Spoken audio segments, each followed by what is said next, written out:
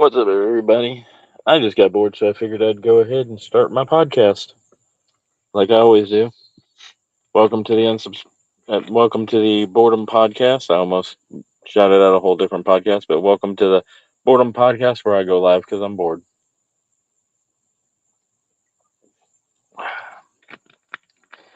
Anyone that I know is allowed to go ahead and hit the link and come on up on panel.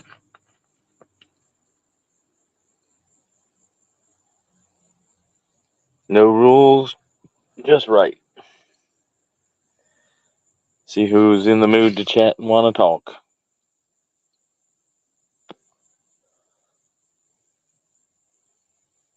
Hi, Jason. I'm bored. By the way, new song, Jason. Chef's Kiss. One of your best tracks ever.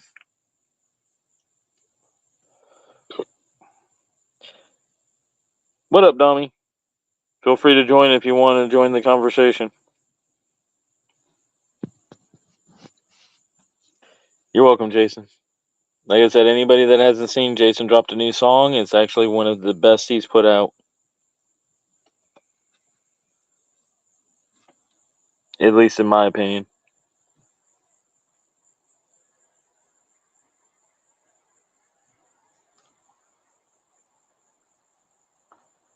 Ah. Dommy out there getting his hair did. Next thing you know, he'll get his fingernails done. Like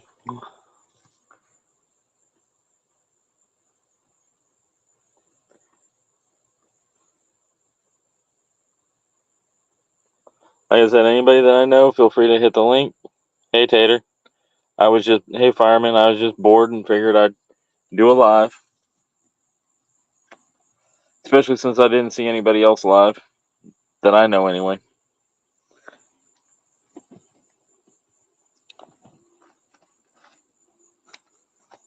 If I know you, feel free to hit the link. Come on up. We can talk about anything.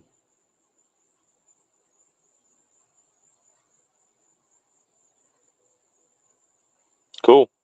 Jason?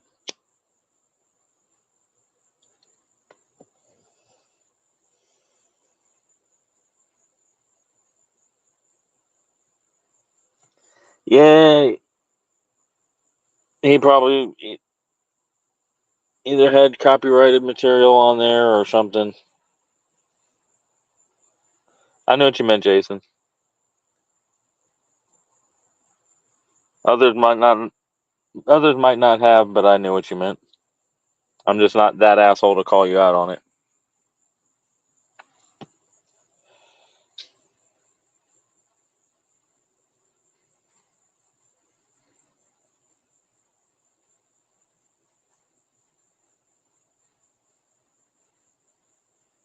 Well, the one I was talking about, Fireman, was like about 2 or 3 hours ago.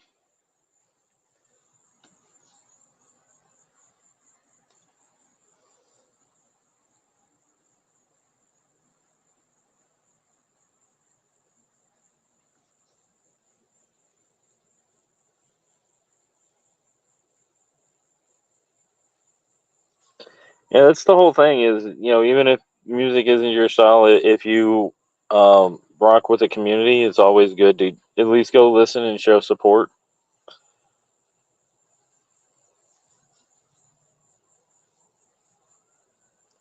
Helps with the algorithm and all that good crap.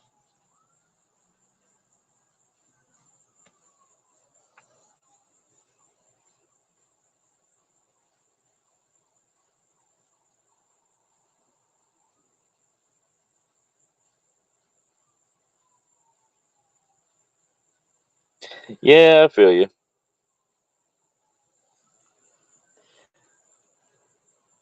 But you're nowhere near as bad as Rants over at We Schemes. They've got a whole FU Rants in the chat whenever he sends in bad stuff.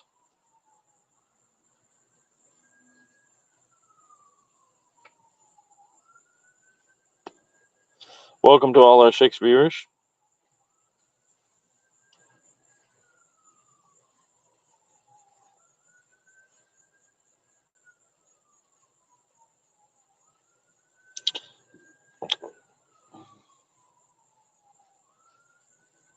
No, I don't follow the politics until election time. I may see if somebody's wanting to live stream the debate and watch that shit.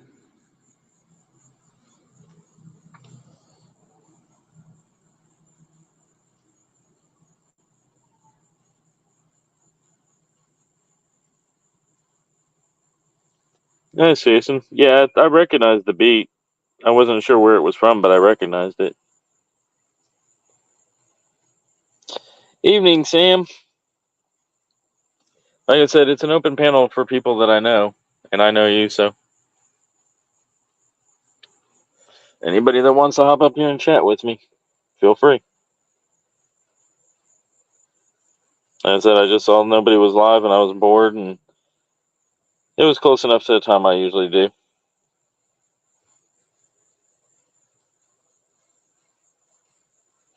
Yeah, no, I'm not talking about people streaming it to like their channels. I'm talking about, people behind the scenes having watch parties.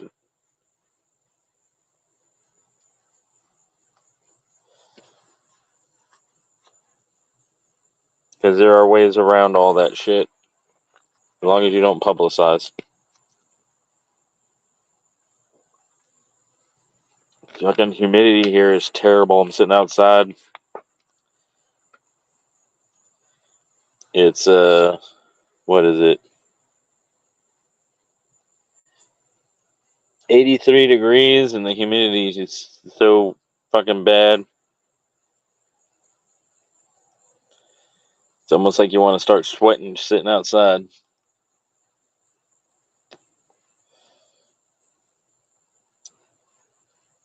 But you can't smoke in the house, so we gotta smoke outside.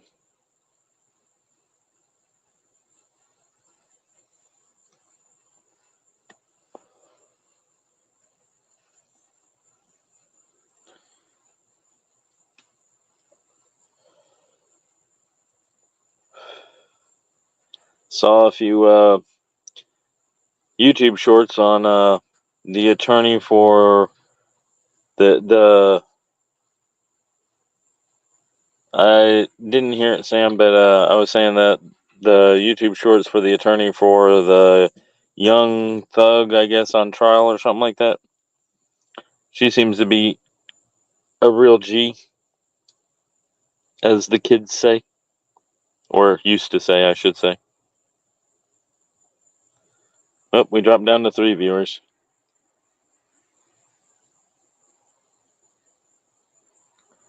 Yeah, Sam, I haven't heard it yet, but I'm sure I will.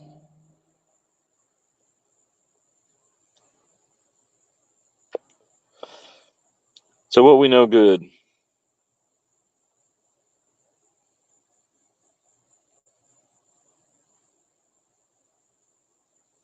Yeah.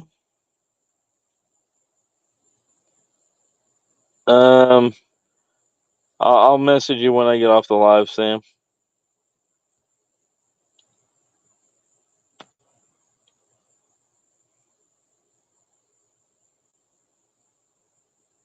Nice, fireman.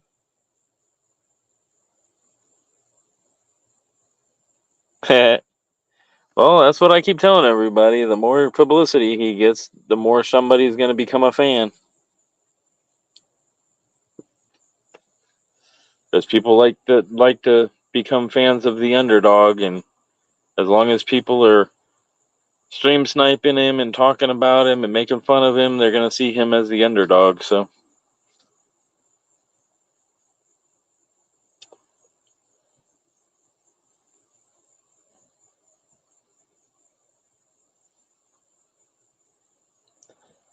yeah, I saw the Mocon reaction too, Jason. That was kind of humorous. Didn't get a chance to comment on it because I was doing other stuff.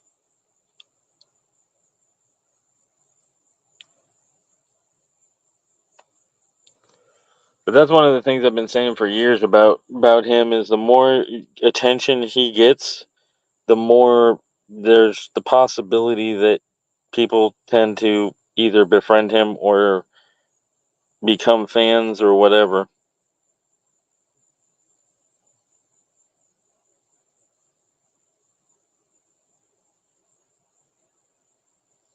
I don't hate the guy. I just wish he just focus on himself instead of everybody else in the 5 years in the past.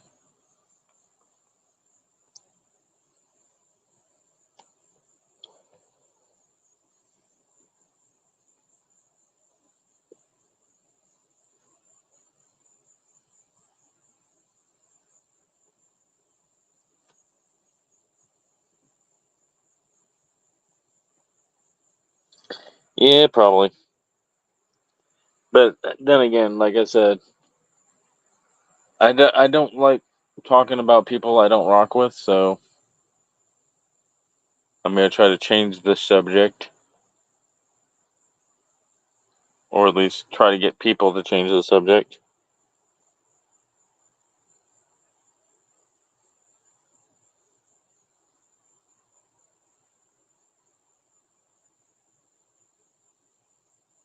True, true, Dragon.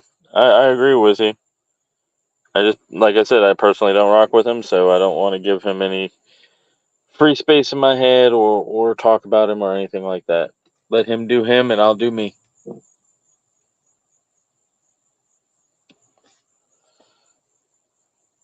Which, speaking of, please like, comment, and subscribe on my videos.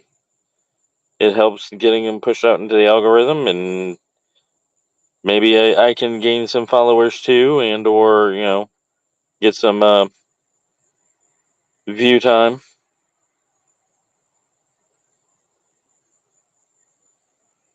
Let's talk about some of the artist names on the rundown. Some of them are freaking crazy. That's true.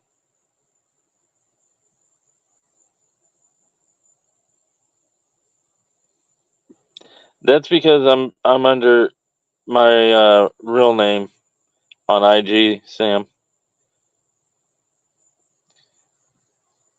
It's JAYR with a few letters and then Junior behind it.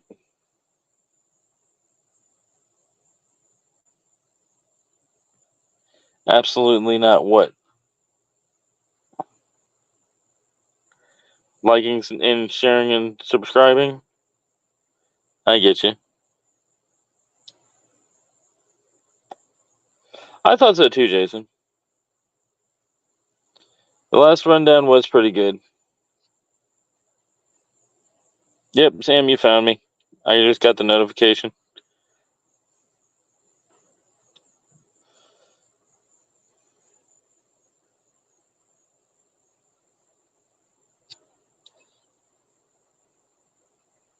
And I can't quite answer it right now because I'm on the live and it'll take me out.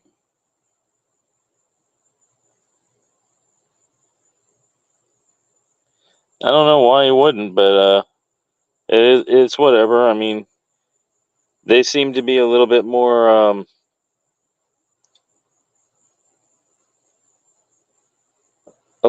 tolerant is the best way I can say it.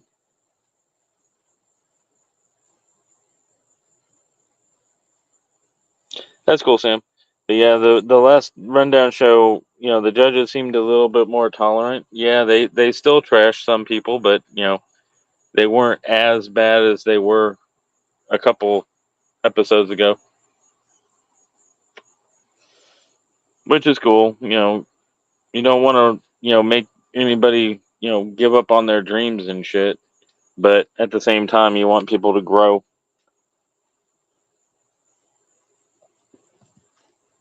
It is BS that people are sending them threats, but funny, Jason, funny.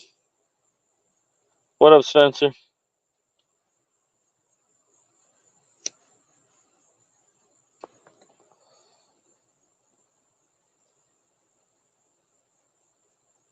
But yeah, Rundown's a pretty cool idea. I like what they're doing. I just think they should revamp it and the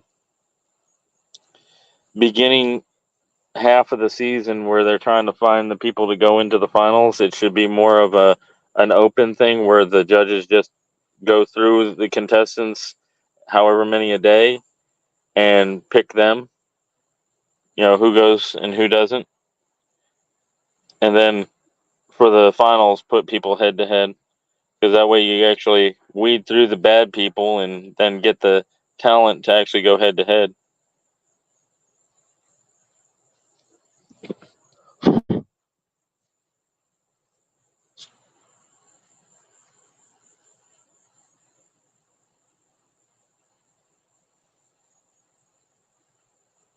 Yeah, no, Jason doesn't live stream. He'll occasionally come up here and be a co-host with me, but lately he hasn't been doing that. But it's also because of his work and his job, so I know it's no hate.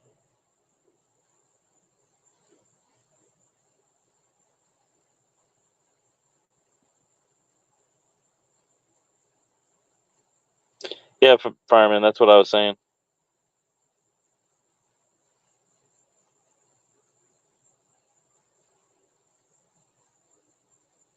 Right? And I wanted to talk with Triple T about it and give him that idea for maybe next season, but me and him could never get together to talk, so I figured that, I just tell it to my people here because I don't have a whole lot of fans.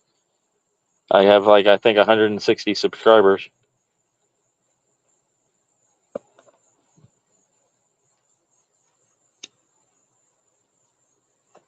Right, and it's supposed to be for all types of uh it's supposed to be for all types of music. However, with this season and Adam being the feature, they're more focusing on music that would complement Adam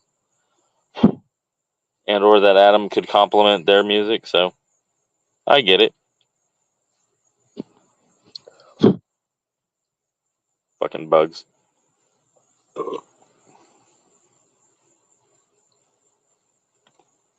Yes, you do. Yes, you do, Dragon. And I enjoy listening to them. Like I said, I think there's only one song of yours that I heard that I didn't like, and that was your Ozzy Osbourne cover. And it's not your voice, it's the way the song is itself that throws me off. So I don't even like that song from Ozzy. So it's not you, it's the song.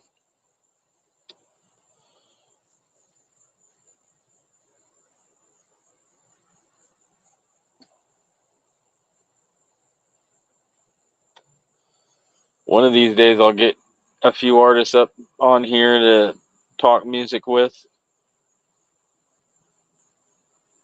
and possibly schedule interviews with so that I can do a one on one with them. Because I think with Jason, we did the live interview, I think, and it's up on my channel, but I'm also open to doing a recorded interview as well.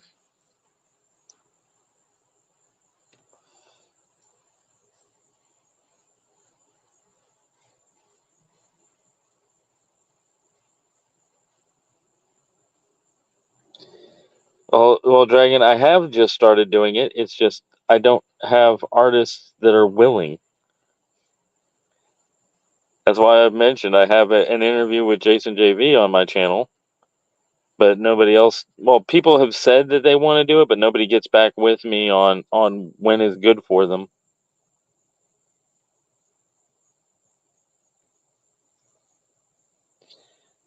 Jason, you're not one of my first interviews. You are my first interview.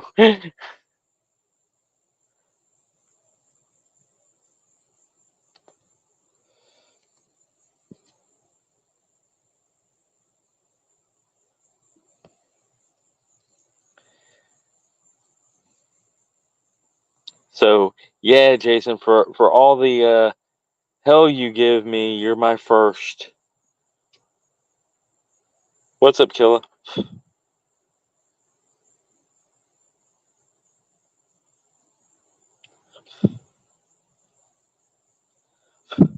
Hey, Dragon, why don't you send me the times that are good for you, and I will schedule around you.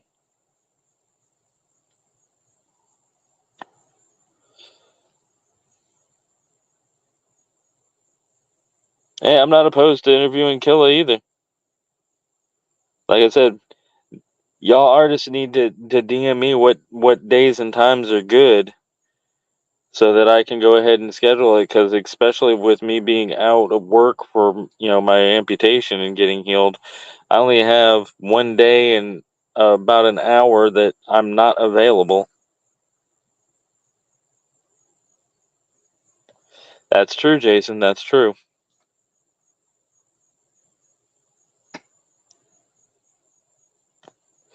You will always hold a special place in my heart for that.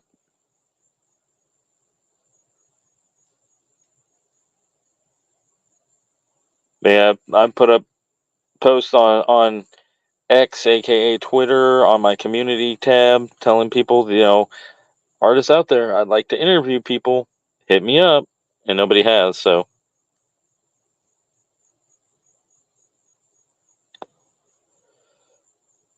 that's cool, Killa. Just like I said, when you find out like what your days off are and your schedule looks like, just hit me up.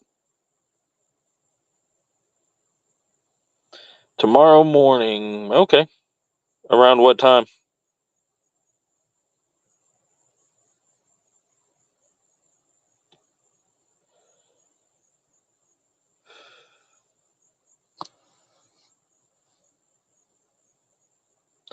Back at you, Jason.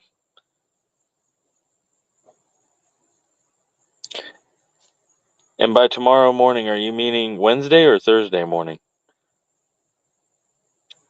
I'm guessing Wednesday morning since it's not quite midnight for me yet.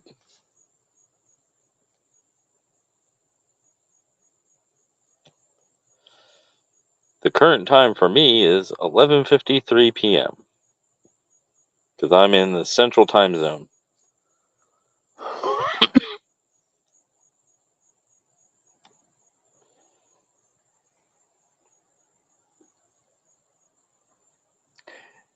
And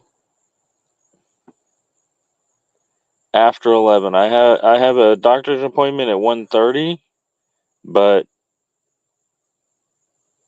I might be able to do about an hour from about noon. Are you West Coast? Because if you're West Coast, noon your time would be like 2 o'clock my time, which would work for me.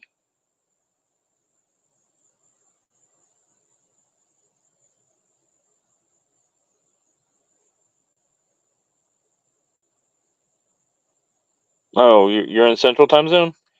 Okay. I mean, if you can, if 2 o'clock is good, we can do it then, or I can do for about an hour or so. And if you want, we can do it as a live interview, and you can stream it to your channel as well.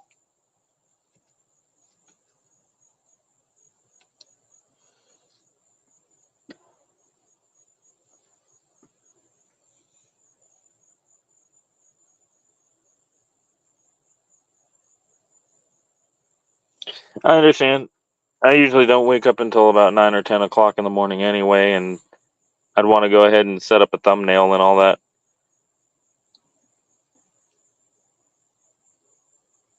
That's fine with you? 2 o'clock?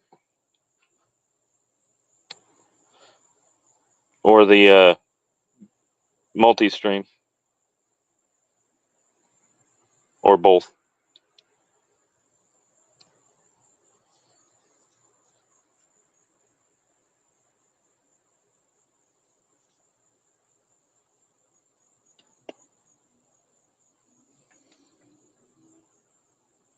Okay, so you work at 2:30, so the earlier morning would be fine, and you just have to mow your lawn first. I got you.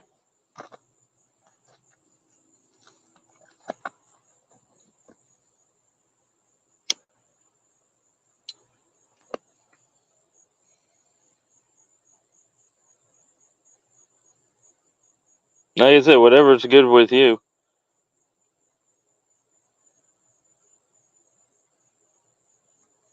Yep. Everywhere's supposed to be hot as fuck. I love listening to people like Menace and them complain about the heat.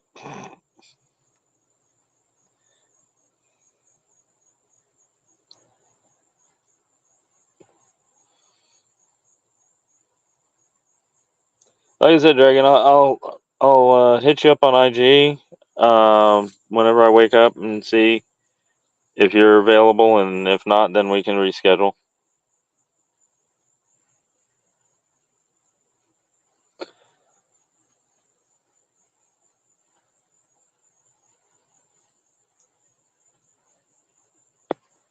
Yeah, y'all ain't used to the heat up north like that.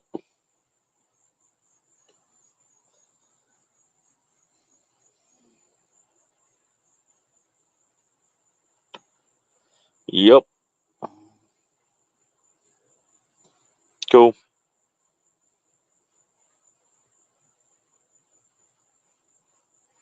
So, if all goes well, we'll have probably about an hour interview with Domier tomorrow, aka the Dragon.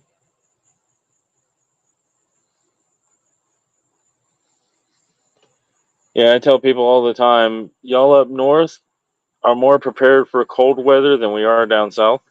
And down south, we're more prepared for the hot weather compared to y'all up north.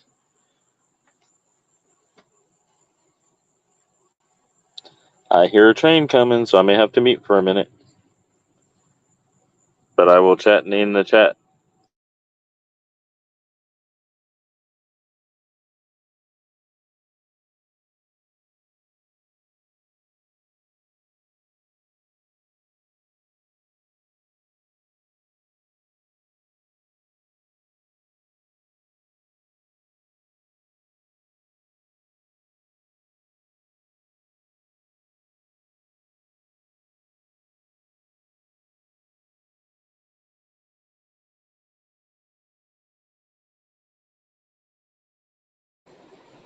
Okay, the horn blowing is off in the distance now, so I can unmute.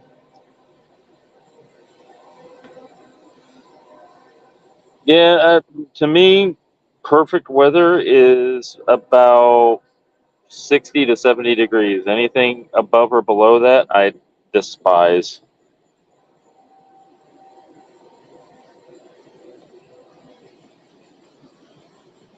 I feel you. Every time the temperature drops below, what's it, like 40 degrees here, I start looking for a lawyer to sue Mother Nature for breach of contract.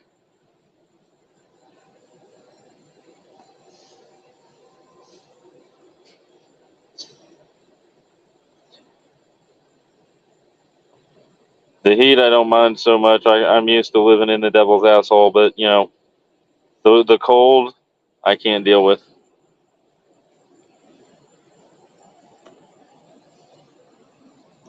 I'd imagine if you're hairy. I luckily am not.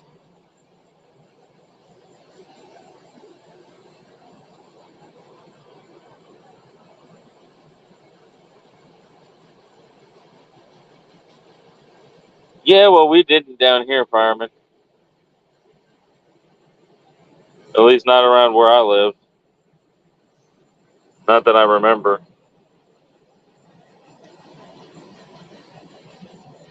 I just know hurricane season is going to be hell because the Gulf didn't have time to cool down for the winter. So it's still hot water out there. We keep getting rainstorms blow in off the Gulf.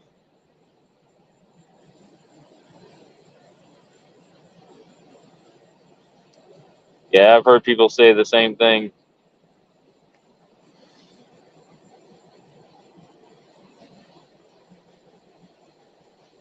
Okay, I get you, Sam. I'm a big guy too, but I'm luckily not that hairy. I got that. Um,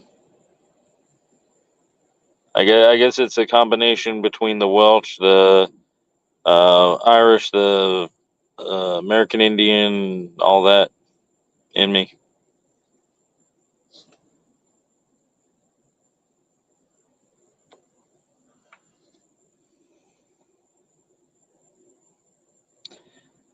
I'm just white,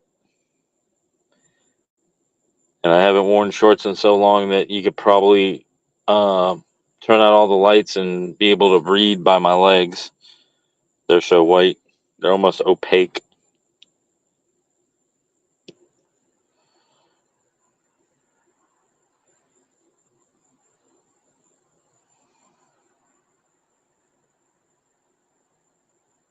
Wow. Yeah, I'm 6'4". I was like 250, 260, but I've lost a lot of weight whenever I went in the hospital, so I'm down to like 215, 220. Have a good night, Dragon. Like I said, I'll hit you up in the morning.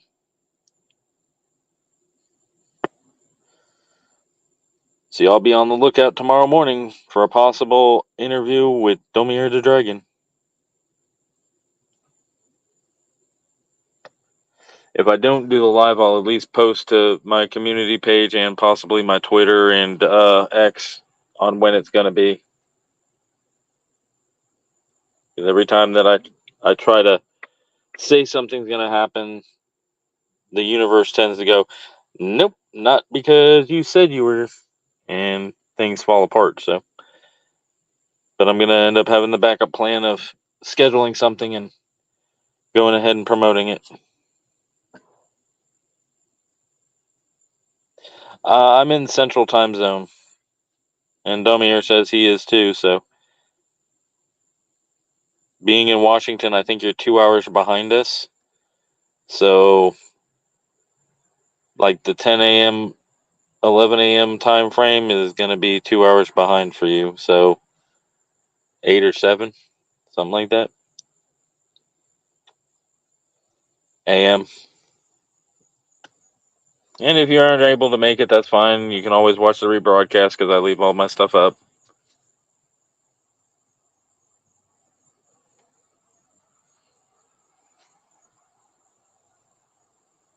Even when I get copyrighted music, I'll leave it up because usually it's just copyright for like a specific country overseas, and okay, they won't be able to watch it. I don't care.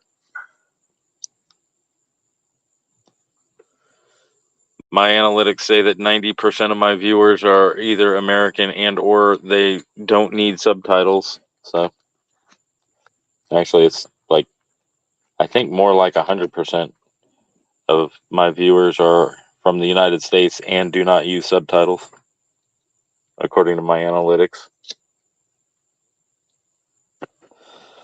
Which, talking with Dalmir about my interview, or about interviewing, and Jason about the interview I did with him, reminds me that I, at some point, got to hit up Nefarious and the other members of the asylum for interviews.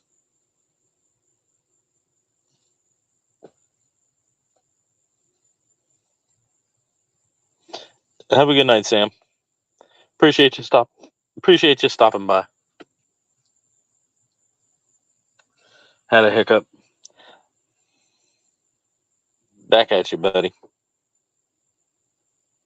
And yes, check your kids' devices. Make sure you know what they're doing and who they're talking to. A lot of creeps out there.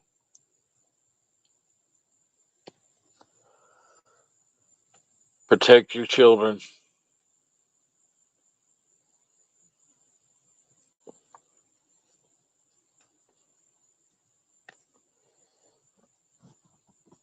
So what else we want to talk about?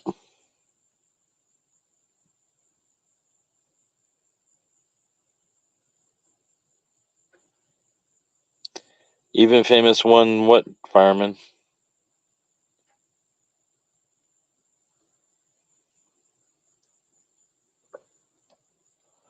I don't understand the comment.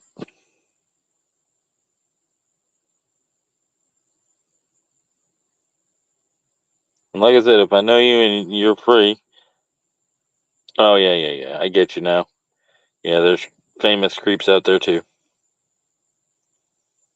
Like I said, if I know you and you want to jump up on panel and have a conversation, feel free.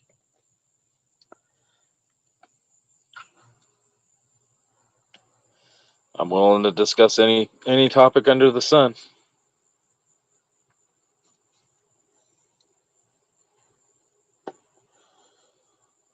I should have hit up a few people to see if they'd show up, but like I said, I kind of did it off the cuff and just out of boredom.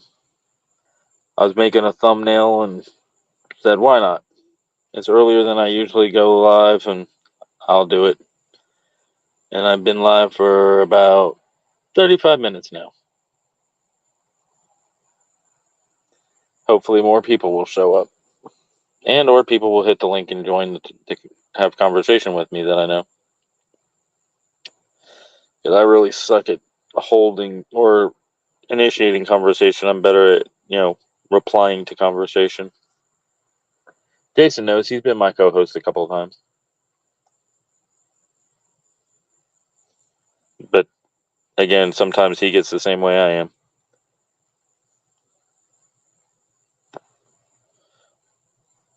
So if you like to talk, here's your chance. Especially if I know you. If I don't know you, it's all a crapshoot.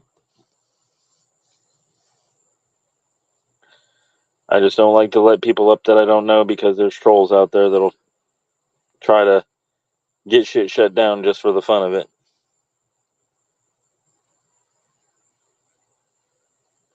So what y'all think in the chat? What y'all know?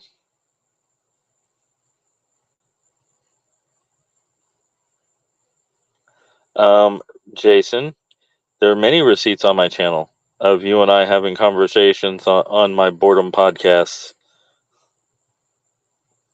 Many, many, many.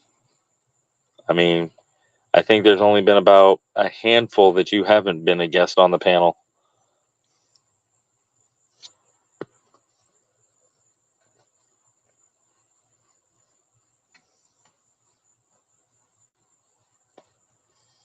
This is a clear night. I just wish the Gulf breeze would start hitting so that I wouldn't feel so hot and sweaty. Well, you don't have to believe me. All you have to do is go look at my channel.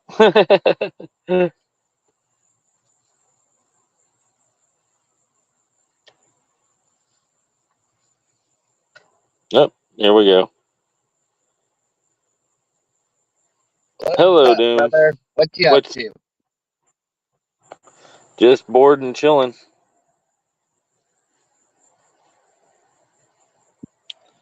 Raise your volume a little so that you can be heard. Hold on. No, I did it. God. We ain't doing that shit. We are not doing that shit. Oh, fuck. God damn it. Hearing you twice is... Hearing you once is enough. Hearing you twice, we're not doing that shit. Oh, hell no. I feel you. I wouldn't want to hear me twice either. Yeah, Jason, I wouldn't. Especially if you lived in the Bronx. So I heard Moron is actually Jason's brother. Is that rumor true? Because I'm kind of tending to believe that right now. No, I can safely say they are not related in any way, shape, or form. I'm not so sure. Sometimes they act like each other. Especially when they sing. Well, his new track that he just dropped today is actually pretty damn good. I got to give him props. It's the best I've heard him sound, with the exception of like 2 or 3 other times.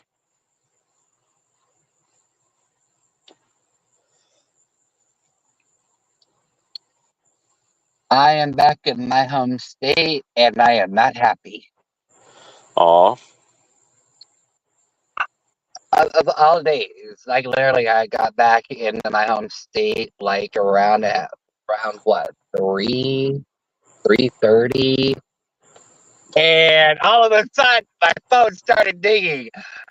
Imminent threat coming, tornado, high winds, hail. I'm like, oh, for fuck's sake. What the fuck?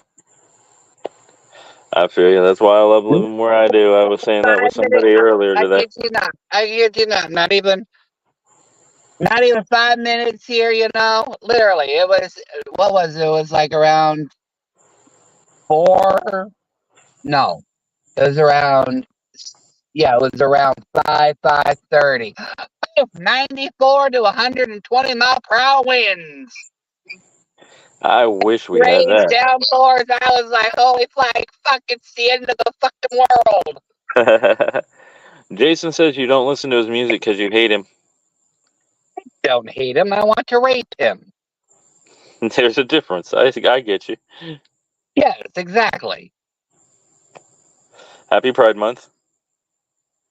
I just want to rape him once and then toss him away like a used toy.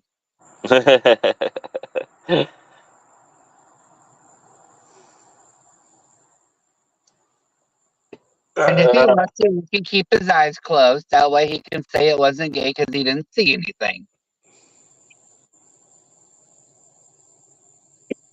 He said no spank you. Well, I don't need your permission, Jay. That's the whole part of the R word. It's not about consent. It's not about permission. It's about taking what you want. There you fucking go. And we don't promote that here. Just for the YouTube algorithm. I'm not saying you promoted it. I'm just saying the fact. I'm not saying you promoted it. I understand. I'm just saying it for the YouTube algorithm and the algorithm gods. Although you are kind of technically, in support of it because you're sitting over there giggling about it. Giggling and supporting are two different things. Jason says, Doom gonna get you canceled, Jay. Then if you haven't got Jay canceled, there is nothing I can do to cancel him.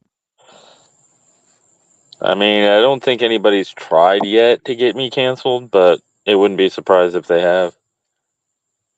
Oh, shit. Hold on. Yep.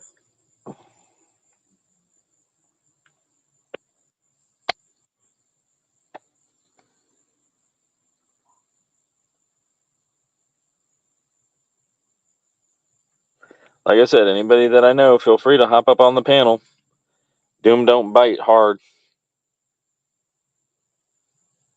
That's not exactly true. We're not trying to scare people off. Just go with it.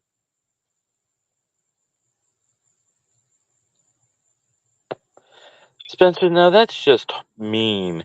I don't deserve to be canceled. Unless you're saying that I'm too nice to be canceled, then okay, but everybody deserves to get canceled at some point in their life. It's just whether or not they do. Moron deserves to be canceled. I'm just saying.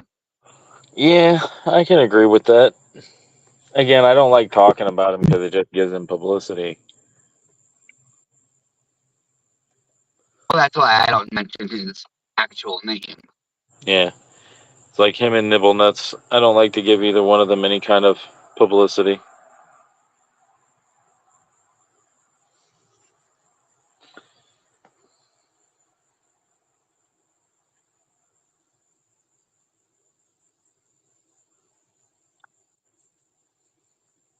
Spencer, you'll realize it doesn't really matter, and as long as you stay true to yourself, they can't cancel you. The only way they can cancel you is if you allow it. It's like Public Enemy said back in the day, you got to fight the powers that be.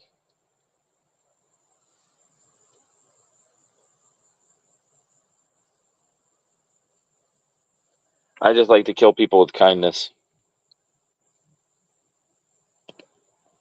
While one of Jason many is over there killing people with his music. right. But anyway, I was gonna say I like to kill people with kindness. That's why I was on a panel and let everybody roast me all night and just stayed quiet.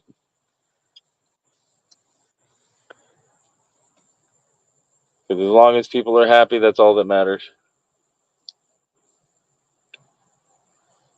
I can also make fun of myself and laugh at myself. Most times.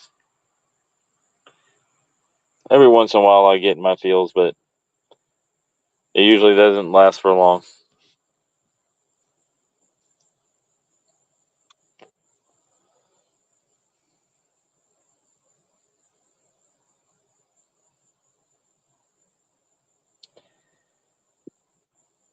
But anyway, what's good in the hood? Nothing. Cool. It's been hot as fuck here. Or at least humid as fuck.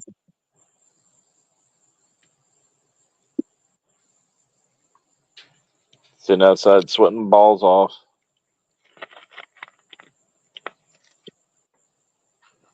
I could go down a whole nother path with that line. Yeah, I know you could, but thank you for not. So I'm sipping on a 2-liter of Diet Cola while I'm outside.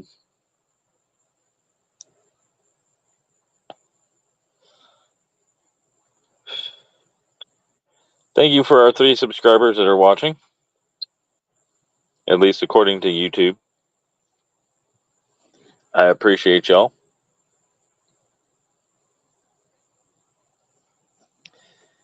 Yeah, like I said, I didn't see anybody live and I was bored, so I figured I'd do a live and see who showed up and who wanted to have conversation. Tomorrow morning, I'm going to try to have an interview with Domir the Dragon. Oh, I got a train coming.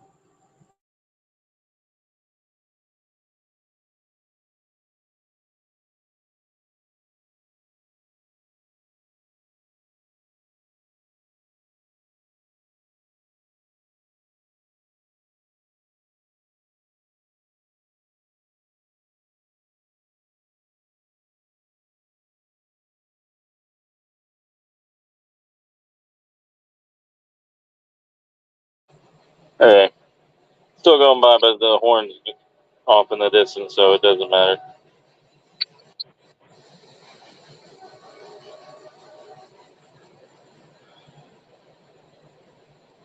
I have pictures up on a couple of Discords of my front yard and showing the distance between the house that I live with my folks in and then the street, the railroad crossing, and the military base.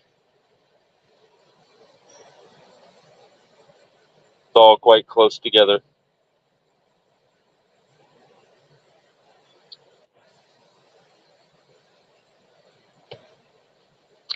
And also, shout out to Sam Squatch. Y'all go and check him out on Rumble. He's a predator catcher, and he posts videos up of his catches. He's doing the Lord's work.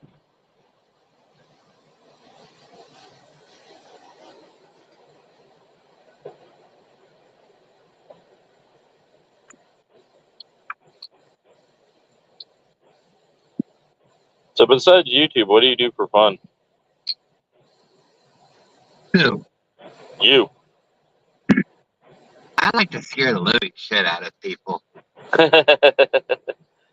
I'm not joking. I'm not joking. Yesterday before my trip, my coworker irritated the shit out of me. So I got into my van, and given what my van is going through right now, I was like, okay, you want to play that game? Well, I can play that game too. So I was like, okay, here we go, and I nearly ran her over. Damn. He was like, you can't do that. That's assault with a deadly weapon. I'm like, you're alive, aren't you? So how did I assault you? I didn't hit you or anything.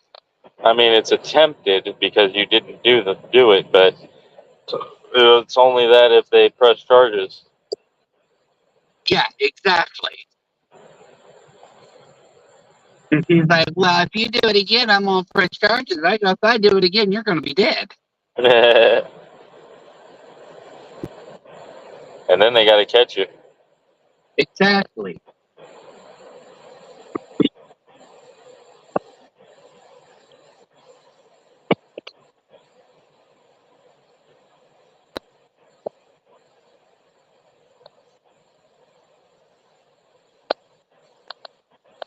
And again, happy Pride Month, happy Men's Mental Health Month to everybody.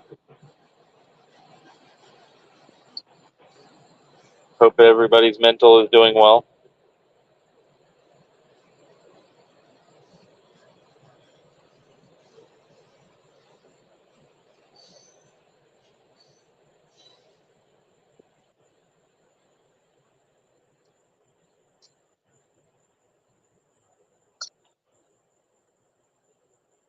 So, like I said earlier, I've been watching some YouTube shorts of the attorney for the Young Thug case, and that's been quite interesting.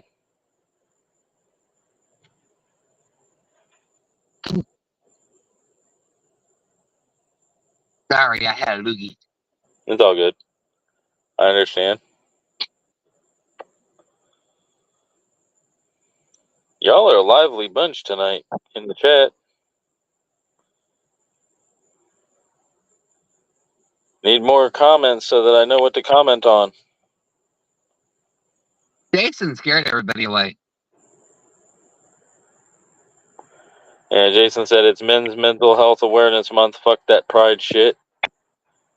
You know what? If men were actually men, they wouldn't need Mental Health Awareness Month.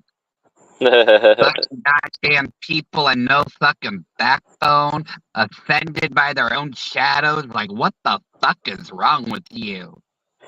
Yeah, definitely not the society I grew up in.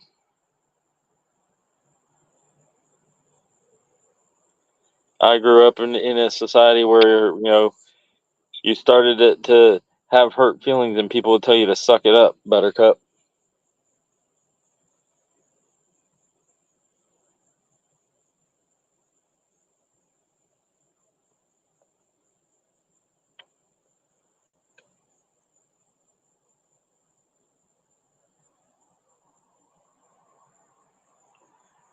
And you can tell with some people, like,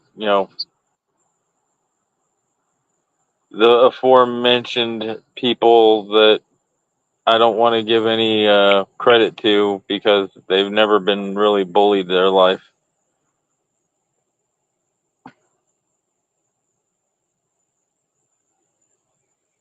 Military men are men at the end of the day, Jason.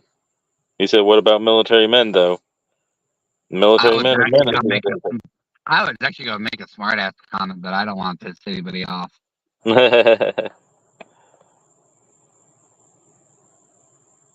I know it would have been a joke, but it would have been a bad joke, and I don't want to piss people off.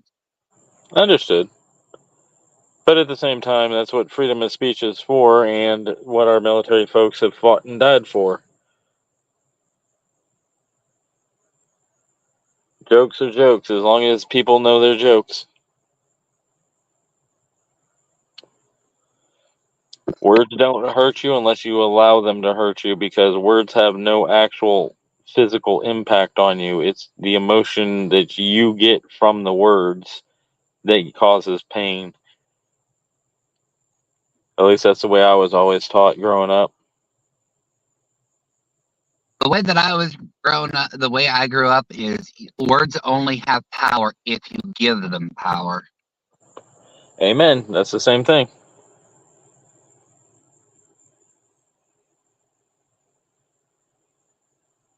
It's like the old adage, if you don't mind, it doesn't matter. So Right. There you go. Right.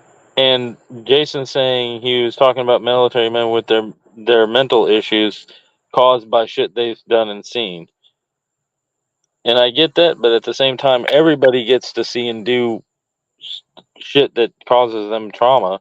It's how you deal with it. You have to learn to accept what you've been through and realize it makes up who you are today.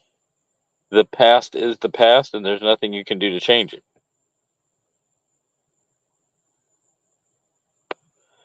And I know, some people might get upset at me saying that, because it's a simplification. Speaking of that, in a few communities that I used to go into, everybody judges me because of my past behavior, and it's just like, okay, if you don't like my past behavior, that's on you. Why are you stuck in the past? Right. Like, I'm not stuck in the past. Like, I've always said this to people.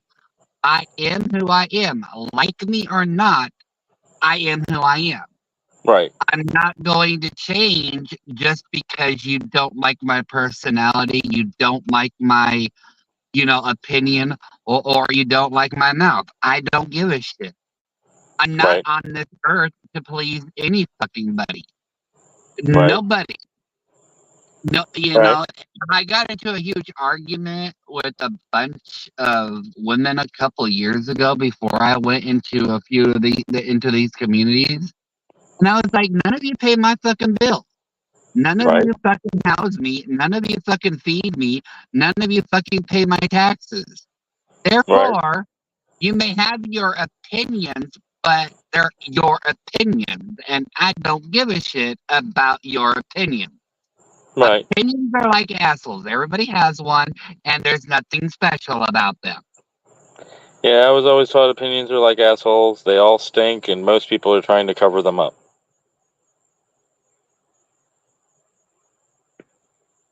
So I feel you on that one. It's kind of like, okay, and I hate to, and I'm only using this as an analogy, okay? So don't yell at me. Right. Don't get out the pitchforks. But Right. people think that in history Stalin was a great man. Some people think Hitler was a great man. Some people think JFK was a great man. Some people think that Abraham Lincoln was a great man. On that same token, a lot of people hated Columbus. A lot of people hated fucking Washington. It's all a matter of perspective and opinion. It doesn't fucking matter, and it doesn't change anything. Right. That's what I tell people all the time is you got to think of your life like you're driving a car. You don't drive your car staring into the rearview mirror the whole time. You glance to make sure you know where you've been and what's behind you. You don't focus on it. Unless, of course, you're backing up. And then that's when you stare into the rearview mirror when you're backing up. And that's usually like when you're involved in a relationship. You may take somebody back, but you're staring in the rearview mirror the whole time. So you're thinking about the past and your past relationship with them.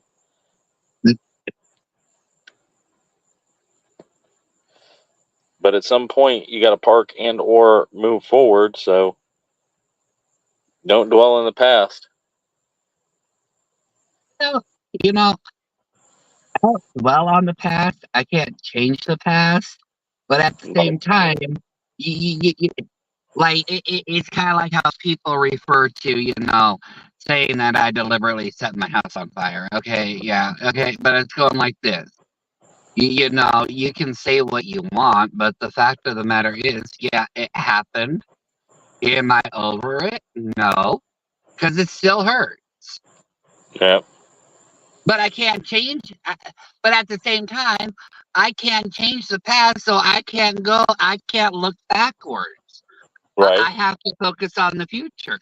I can still Exactly. be hurt by the past, but like I said, it's in the past. There's nothing I can do about it. Yep. It's like looking at a scrapbook. You look at it, you remember, you have the memories, but then you at some point you shut the photo book or whatever, and you move on with your life. The past only affects you as long as you allow it to.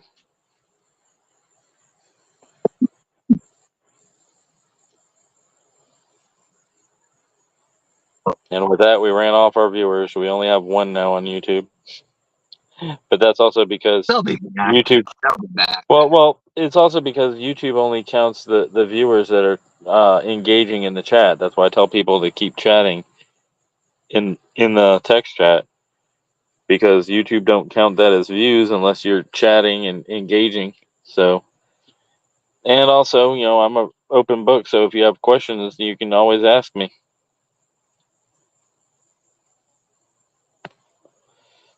on the panel or in the chat. It don't matter.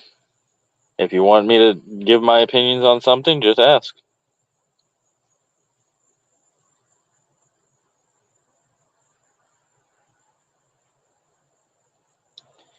But apparently nobody has any questions or wants to chat. I'm chatting with you. Well, I understand. Of course, then again, I have nothing else to do, so yeah. Yeah. And I wasn't referring to panel, I was referring to the text chat. Trying to guilt trip people into talking. That's all. Not working out for you. Yeah. No.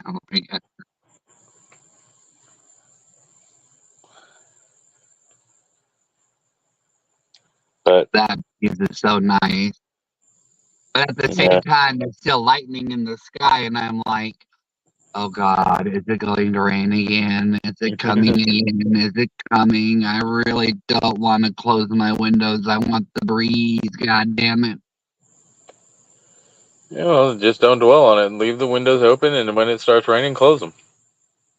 That's the problem. I gotta go to bed soon. And when I go to sleep, I'm asleep. Yeah, I feel you. It's clear as shit here. I used to live by train tracks. I used to live right by a tornado siren. Trust me. Once I'm asleep, ain't nothing gonna wake me up. I feel you. See, I'm like I sleep, but I'm easily woken up. I'm one of those that you can walk in my room and say my name, and I'm awake. So waking me up ain't shit. It's just usually when that happens, it takes me at least an hour or two to be coherent awake. But as soon as somebody says my name, I can usually wake right up. Going to sleep usually takes me at least 30 minutes to get comfortable enough to fall asleep. Not me. Usually when I go to sleep, when I hit the pillow, I fall asleep. Yeah. I'm not that lucky. My ex-wife used to drive me up a wall because she was like that. She'd put on like documentaries, usually like about World War I or World War II or serial killers, and like within 10 minutes she'd be asleep and I'd have to go turn off her phone that she was watching so she wouldn't waste her battery. That's what I do. I go to bed. I pop on a Well, actually, what I've been watching lately is a really, really old show called What's My Line? So that's what I've been watching. What's my line, or whose line is it anyway? No, What's My Line? Okay. Oh God, yeah. I know the host name was John Daly. Okay. I know the show you're talking about. You know that really old one from like the 1950s? Yep. I think it's where they got the inspiration for whose line is it anyway. Was from that show. Yeah, but there's a couple episodes where it makes you wonder. Like I don't know. I really don't know. It just there's a couple episodes that make you wonder if they cheated because they got the answer so quickly. It's just like. Well, most of the shows back then they did cheat like that and tell people answers ahead of time and things like that. It was been proven. There was a big scandal that happened back in the 50s, I want to say, because a lot of game shows were doing that and giving contestants answers when they weren't supposed to know them. And they got caught. Yeah. I mean, I still like the the show is okay. And see, this is the thing with What's My Line? Like when they had the normal people on there, they take a while to guess. But it's like the moment they had a star on there or a famous person, they got it. They almost always got it right away. And it's like, wow, the questions you were asking weren't even fucking close. They were so broad. How the fuck did you get to that conclusion? Yep. Like the early days of Wheel of Fortune when people would get one letter and know exactly what the puzzle was. Sorry, no damn way anybody's going to know what the puzzle is by one or two damn letters. I'm sorry. Right. You sit there wondering, how the hell did they get that? They had to have known. Although that one episode of Wheel of Fortune on South Park, that was funny. Right.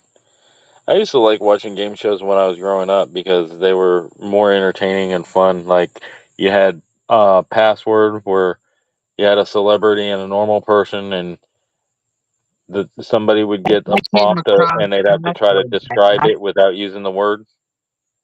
Yeah, see, I came across password by accident watching What's My Line, and a couple of them had Lucille Ball on them, and I'm just like, okay, this isn't so bad because you have to guess what it is without using the actual word. Yep, it was fun. And then shows like the $25,000 Pyramid I used to like watching, also. And that was kind of similar, but it was more of a like trivia kind of thing,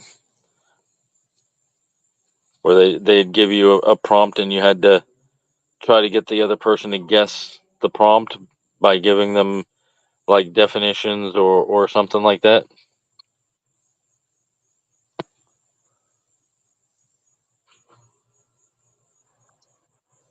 That was pretty fun too. And Hollywood Squares also, because they usually had a lot of comedians on that, and it'd be funny as hell.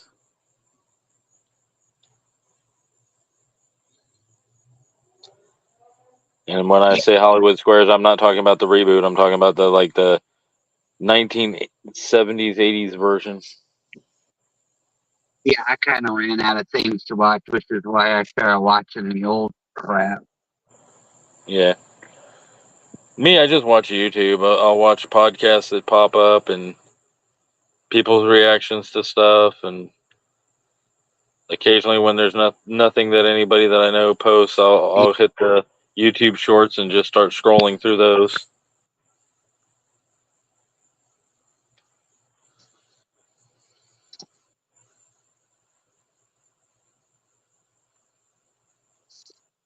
There we go.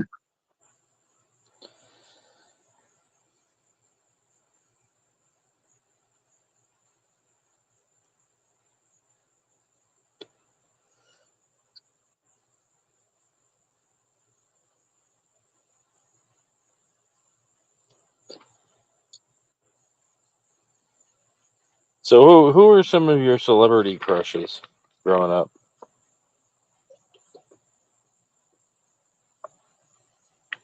I Just don't out of think I curiosity. really have any. You didn't have any celebrity crushes growing up? No, I mean, there were a couple that were cute, but I wouldn't call them, a crush or anything. I mean, it was just like, yeah, they're cute, but Oh, I I had a wasn't few. I wasn't obsessed with them. I had a few. One of the first celebrity crushes I had was Linda Carter, the original Wonder Woman.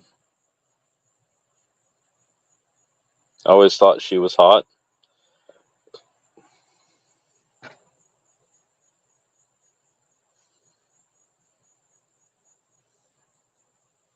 There you go, Amanda. A person can't be canceled. You don't be canceled if you allow people to cancel you. That's it. Ignore the hate, feed the love.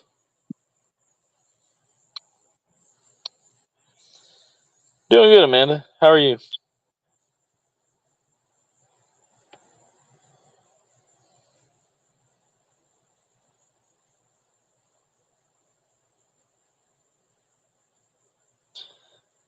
But going back to the celebrity crushes, like I said, the first celebrity crush I had was Linda Carter, the original Wonder Woman.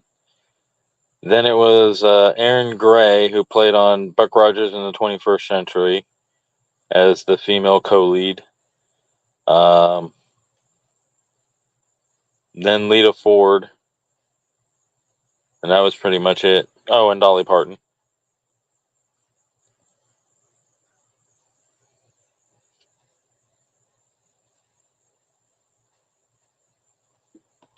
Those were my celebrity crushes growing up.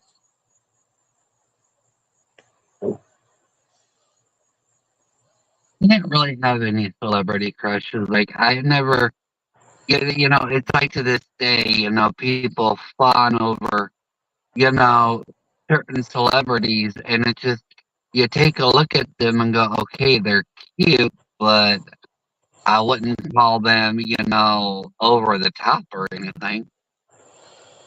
You've never seen a celebrity that you thought, oh, I want to have sex with that person. Oh, okay. Now, that's a whole. You didn't ask me that question. That's part of what a crush is. No, see, a crush to me is somebody that you would literally fawn over, or literally give everything over for just to have a shot. Now, fucking is a whole different thing to me. Nice, Amanda. Amanda says her celebrity crushes were Bon Jovi and Angelina Jolie. No, Angelina Jolie was just, I don't know. I didn't like her. I thought she was too pretentious. Hmm. Her and Tomb Raider and some of her earlier stuff, she was pretty cool.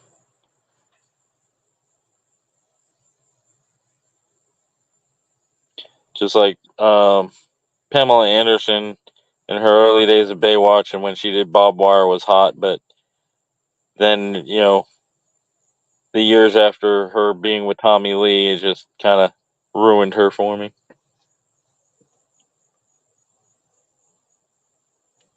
Like Angelina Jolie is the best way I can describe her is she's I guess it would be a popularity princess wannabe. Like, he never did anything really worthwhile. Everything had a catch, especially when she adopted all those kids. It wasn't the fact that she wanted them, it just made her image look good.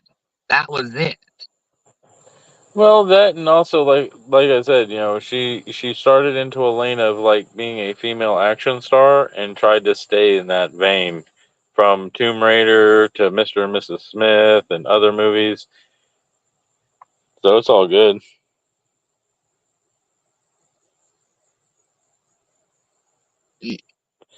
Tiffany Thiessen would be a crush of Fireman's. Amanda says she would crawl up to the TV when Bon Jovi videos came on and crawl to the TV, jam out, and then crawl away. No, Eddie, we don't play music. I don't have the ability to.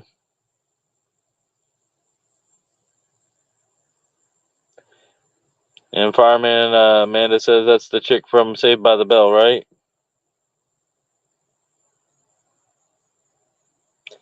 Amanda says she doesn't like Angelina Jolie as much now. Tiffany was actually a good actress until she got caught up into so many scandals that ruined her. Like, she literally sabotaged her own career by doing stupid shit.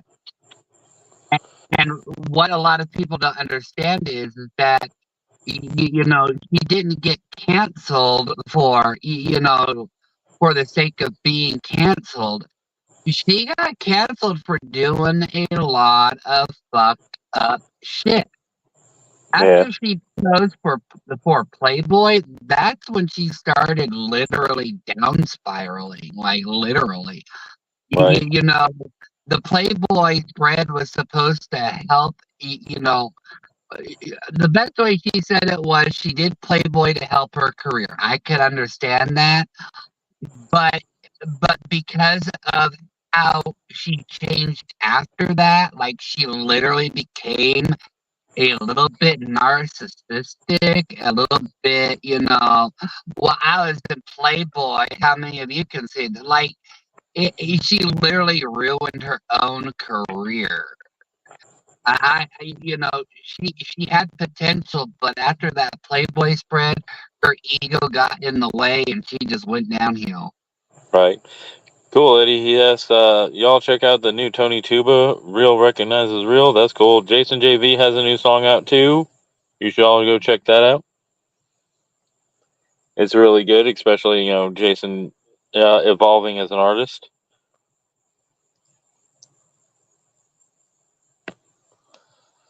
Well, he's a wannabe upcoming artist. There's a lot better out there than Jason V. I'm just saying.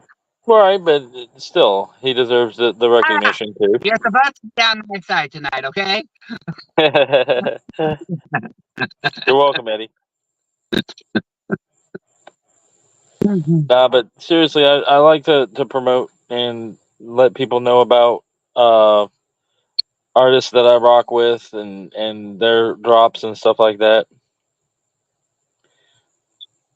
And Jason saying, yes, check out my new song. It's pretty dope. Like I said, it's one of the best sounding songs that I've heard from Jason. So, That's saying a lot. I mean, he has a handful of good ones, and pretty We much waited all every this time for him to finally come up with one good song. 380 and every song that he's songs done, later. every song that he's done, I can find good parts and bad parts in. So, I see him growing and his talent and everything else. So, I like to promote that. I better be nice to Jason or he's going to put a hit out on me.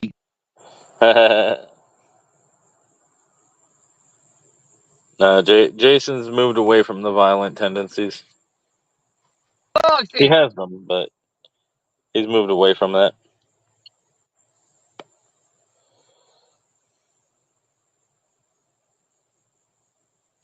I do not hate you, Jason. Stop that. Stop your fucking lying. And Jason, feel free to put your channel link in the chat, since Eddie asked what the link is. Since you have a wrench.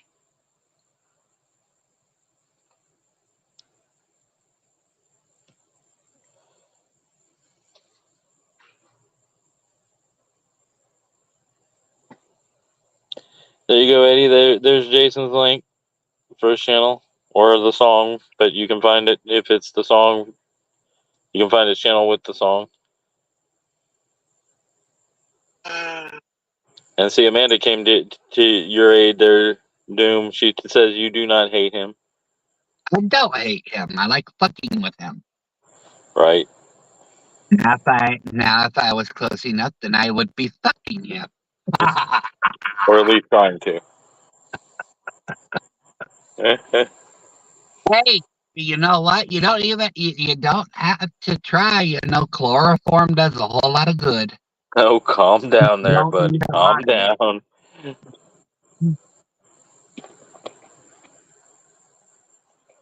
down. And Spencer said, no Jason hate allowed here. There is no Jason hate here.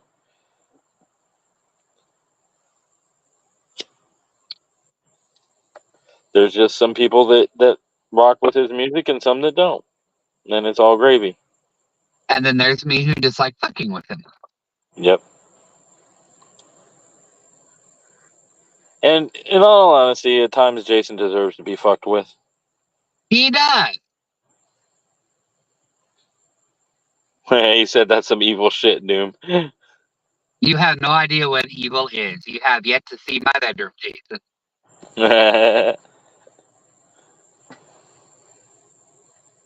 And Spencer says Jason's lives matter.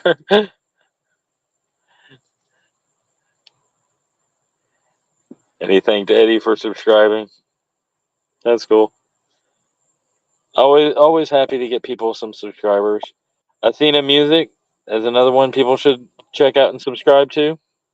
She's a dope artist. DJ Alpha Tyler, he does reactions and he's an artist himself, so check him out. Yes, Alpha Tyler's another one with a cute butt. Where's MTP been? I haven't seen him around. Is he okay? Who? MTP. Oh, yeah, Menace, he just decided not to do live streams for a while. Why? What happened? What did I miss? He's back trying to get off of alcohol. Spending time with the family and stuff. Focusing on his music and getting his mind right and all. Why do I always attract addicts and ex-addicts? Like, seriously. I attract every one of them. Like, what the fuck? Yeah, Eddie says he's in rehab.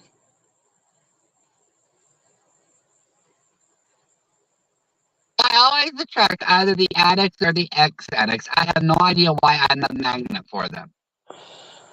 And Jason, you were never going to stop giving me shit.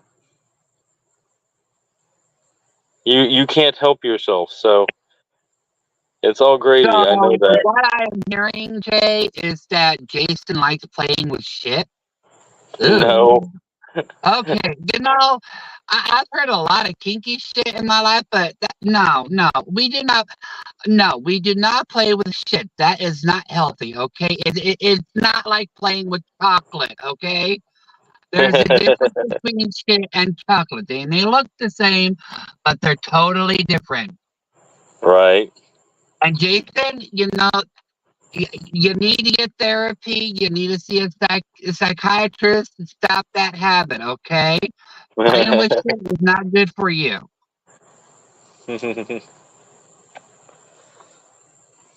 We don't need another typhoid Mary, Jason, okay? We don't need another typhoid Mary. And Jason says Doom is projecting. I'm not projecting. You're the one over there playing with shit, not me. I think Doom's trying to give you an intervention.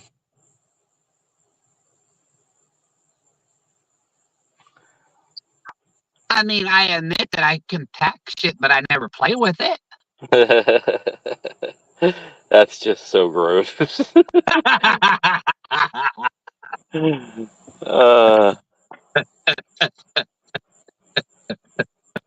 That reminds me of a joke that I heard once.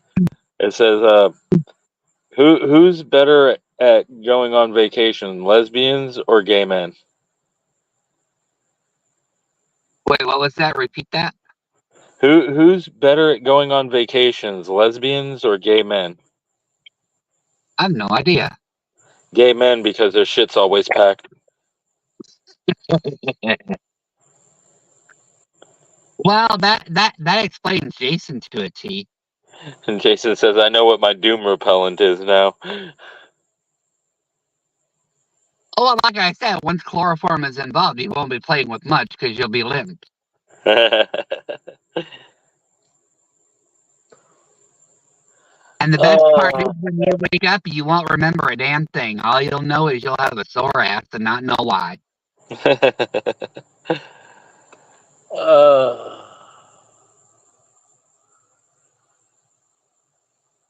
I do not condone any of that YouTube algorithm, just saying.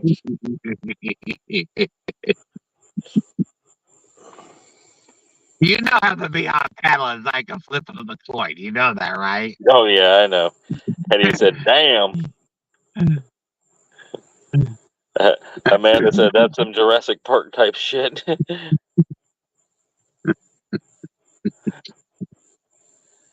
I'm glad y'all are talking in the chat. It gives me something to talk about whenever I don't know what to talk about.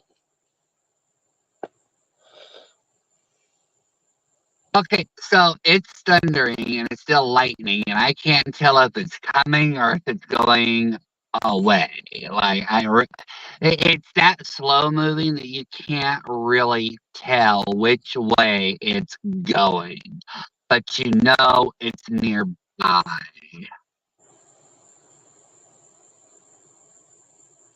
And Amanda says, what are you doing eating chocolate? Where did you get it? My dog dropped it. Oh my God, Amanda. Jason said, kind of hard. Do you get close with chloroform when shit hits your face, Doom? Oh, don't ever underestimate me, Jason. Don't ever underestimate me. Eddie said, y'all going crazy. Amanda says, we always do, Eddie.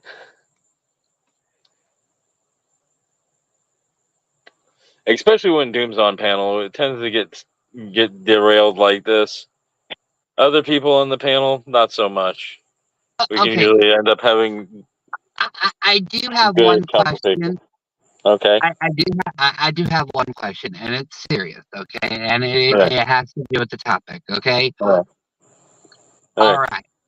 This is what I want to know, and this is coming from hearing it from both sides of the fence, from the gay men and from straight women, okay?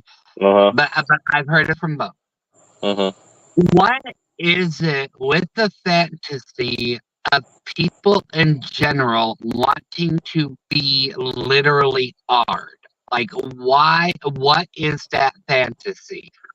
Because if you think, my thinking of it is like, you do realize being Ard is not a good thing. So why would you want something horrible like that to happen to you? Like literally, I've seen people on crime shows literally explaining how they want the scenarios to go, and it's just like, what the fuck is wrong with you to want that? Well, one, it's a kink / sexual fantasy, and two, most people don't understand the ramifications of what they fantasize about. They just are thinking about the pleasure behind it, and the not knowing who it is and kind of thing. And you can actually kind of have that with a partner. You just end up having to have mask or whatever, but it's very odd to me for people to have that kind of a fantasy too. I Yeah, really can't defend it. it's like I was listening to these people, and they were like, we, they all had pretty much the general synopsis, the same story, where they would go on dating sites, and literally find or try to find, random people to come over and literally are them. One woman was like, I was talking to a guy, I was out and about, I was just doing errands, and I wanted him to drive up in his van and literally take me. And it was just like, what the fuck is wrong with you? Like, you don't know what you're fucking getting yourself into. Like, literally, okay, you want somebody to come and argue who could possibly who could possibly K you because he's a random person on the internet. Like, why are you putting yourself in that danger? What the fuck is wrong with some people today? A mental disorder. Like the way that they described it's like a trophy to them, or something, like they would be part of a club. And it's like, you don't want to be a part of that fucking club. Aloha, Tater. Amanda says they think of the dominance and mystery. They don't realize the trauma of it.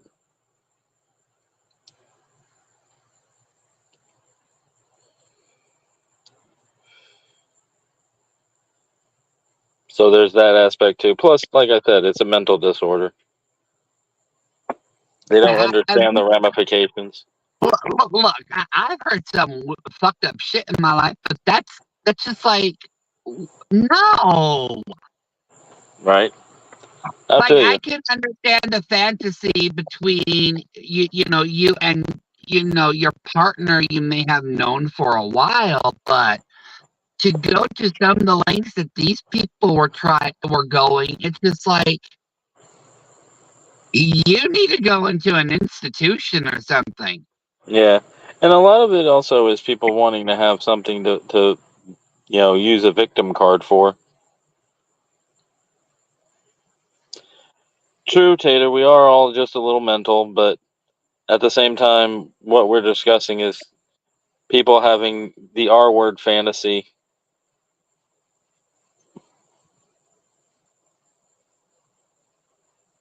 And she says, I've always been crazy, keeps me from going insane. Yeah, I've always told people that I get offended when people call me normal, because it's always that serial killer when he gets caught that they interview the neighbors and they say, well, he seems so normal. So I don't want to be like that. I'd rather people think I'm a little... See, See, I look. If people if people disappear around me, I'm the first person everybody looks at. Okay, because they already know what I'm capable of. Problem is, the good thing is they just haven't ever found the bodies, and it's hard to, convict without a body. Right. I feel you. Look, I officer, personally I would told never. you that person went on vacation. Where that person went, I don't know, but that person, I haven't seen that person since they went on vacation. Yeah, I'm too worried about going to jail to try to kill somebody. But going back to that topic, it's just like, okay, so all right, you're a single dude or you're a single woman, okay? At the same time, it's like, okay, what if you have kids in your household and you want somebody to come over and do that to you? Like, do you people not think of the broader ramifications of that? Like, if No, they they don't. can do it to you, what about your kids? Like, literally. Right. Like, how can you put not only yourself in that danger, but the possibility of your kids being involved? Like, what the fuck? Right. I agree with you. Amanda says they are bored with too much fucking time on their hands with a shitty marriage.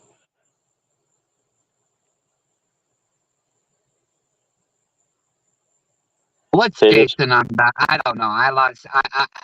I just was like, yeah, I don't know what he's on about no more. Yeah. No, Jason's just saying some people also talk a lot of shit, and they don't mean what they're talking about when it comes to the R word But fantasy. that makes it even worse, though. You know what I mean? Mm-hmm. Like, that makes it even worse. Like, well, I just want to talk about it, but I don't want it to happen. But then when it happens, you don't have a leg to stand on because you can't claim being a victim when you're the one that initiated the damn thing. You Right. can't have it both ways. But also, then again, it becomes a he said, she said, and if somebody has a criminal record, then they're going to go away, and the person's going to be safe, but full of their trauma. No, see, Amanda, I can't help them because I'd give everything away. I would give everything away. I feel you. That's why, when I hide the bodies, I have somebody else do it for me. That way, I don't know where they're at. Like I said, I'm too worried about going to prison to actually do anything like that. So people Yeah, joke you'd about be me having faster dead bodies more in than my shed, but I can show the shed, and there are no dead bodies. It's just yard work equipment and shit. People like to make jokes online.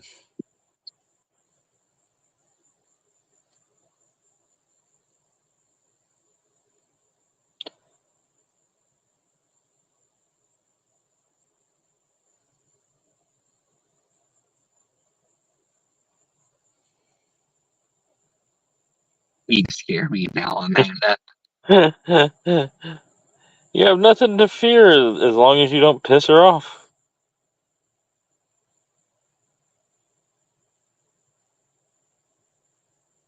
Amanda thinks Jason is saying that you're full of bark. Oh, he wishes I was full of bark. I mean, I take Doom at his word. If he says that he would do something, if he was near, I believe him. That's why I don't think we'd ever be near each other.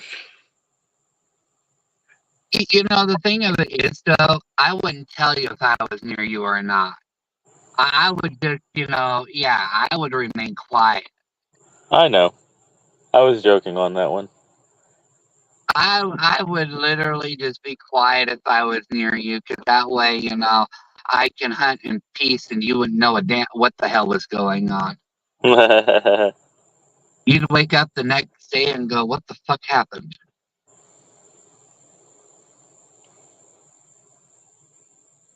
Yeah, Jason said Doom lacks bite. Amanda gets me. Amanda said the 11th commandment, thou shalt not get caught. I wouldn't brag about that, Eddie. Just saying. That's how people get caught, bragging about what they do. I had a teacher once told me that statistically, 90% of people that do crime get caught because they did something to grant suspicion upon them, like bank robbers speeding away from a bank. That if you go ahead and were to rob a bank, follow all the traffic laws and everything else, and you wouldn't get caught. Same thing with pretty much any kind of criminal activity is they usually catch you because you brag about it or talk about it or do something that will But see, put suspicion that's upon you. another problem. You know, killers usually get caught too by helping look for the body. Like Well, if you know, that's stupid. If you kill somebody, why are you going to help look for them when you know it's going to get you caught? yeah. Well, statistically, what they do is they think they're smarter than the police or an average person, so they think that they can blend in and look for the body and everything to cast suspicion aside from them. But 90% of all murders are perpetrated by somebody that knows the person intimately, either a family member or a very close personal friend. Oh, and yes, I finally broke my damage record too. Okay, Uh huh. I set the kitchen on fire. Ah, damn. You gotta stop That was playing fun. with fire. That was fun. And you know what? Hmm. I wasn't even trying to either. I wasn't even trying to. I feel you. I set the oil vat on fire. Yeah, mistakes happen, but you learn from They your look at me mistakes and like, move what did forward. you do? No, I don't even know what the fuck I did. Okay, don't even look at me. Okay, all I did was put the lid on top of it, and the next thing I knew, poof, the lid flew off and it caught fire. Right? That's why there's warnings. They were like, well, you must have did something. I go, no, okay, no, this is how it went, okay? You shut off the oil fryer. You shut off the oil fryer, okay? It was in the off setting. I put the tops back on them like we do every night. Well, I don't know what happened, but apparently the oil fryer had an attitude and decided to blow its top. Right?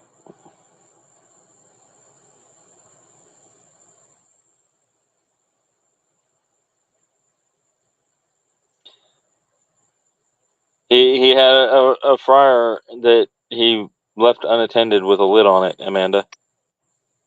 No, there wasn't a fire until after the lid was on it. That's it. Literally, the oil fryer blew the lid off, and it caught fire. And I don't know why, because I didn't do anything different. You know, I did the same routine every day because you're supposed to follow the safety instructions and safety procedures when dealing with hot oil. Otherwise, you can cause an unfortunate accident, blah, blah, blah, fire hazard, and all that shit. Right. She asked, was it lard or just oil? It was just oil. Like, literally, it was just oil. It just went poof. Did you clean it? Had you cleaned it recently beforehand, like drained the oil and scrubbed out Yeah, the? they did that the day before. So that's probably what happened. Was there was water that hadn't dried when they put the oil in, and when they turned it on, heating it up caused a chain reaction between the oil and the water that caused the lid to blow off of it. Yeah, I told them I'm never going near that thing again. It's fucking evil. I feel you.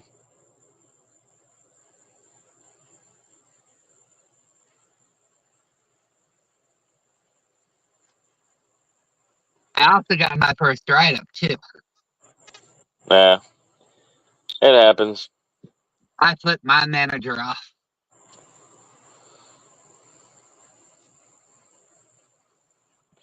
Yeah. She was I, not amused. I've worked in food service industry for so long. I've seen pretty much every bad thing that can happen.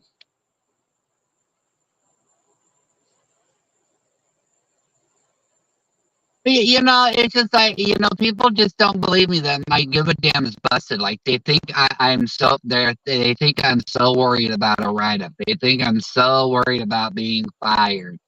Yeah. And I have to remind them, you do realize there's a worker shortage because people don't want to work no more. Right. So if you think that I'm stuck here, think again. You could find another job. Yep. We've had that conversation before on a live where, a write-up is just a piece of paper. No. This is a new one. This is a new one, Jay. I don't know if you've ever heard this one, but this is the line that she told me. Mm-hmm. If you get fired, you can't use this as a reference. And I looked at her and I said, why would I need you as a reference? Right. Like, what the fuck is that? What the fuck does that have to do with anything? Yeah, I've had jobs that I've quit that tried to tell me, oh, what are you going to do when they fire you? You're going to come crawling back for your job? I'm like, no, I don't ever go back to a job that I left.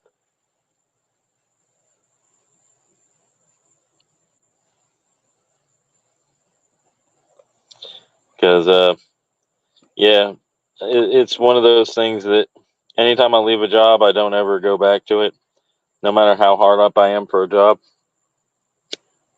It's just like, well, you're not gonna have really much of a work history, without us as a reference. And I'm like, why would I fucking put you as a reference even if I work here for 5 years? I don't like any of you. Yeah. What the fuck? I got enough work history that I don't need whatever job that I just left. But it's like this, what was I told a long time ago? Managers are not your friend. They will say they will give you a good reference, but at the end of the day, it's all hot water and hot air. Right. Never believe a word that your employer says.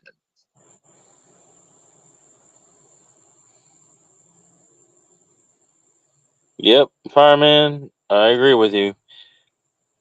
Mississippi Big House is not fun. It's one of the worst in the country. I think Louisiana is worse than Mississippi, but yep, I know. I've known a couple of people that went, and I've heard the stories, fireman.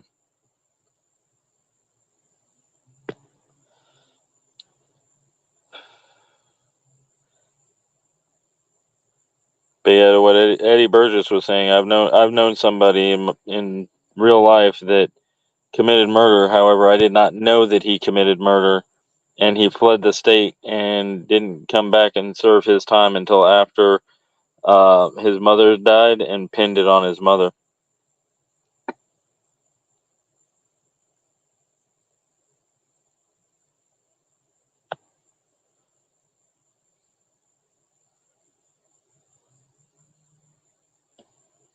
Yep.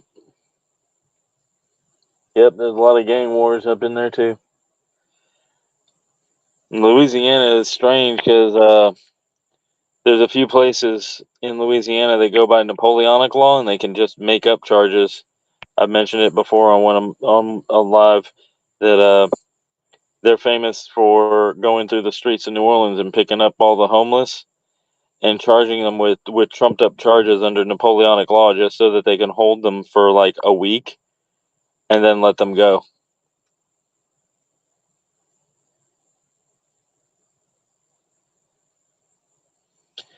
Fireman said, I had a cousin that did time once.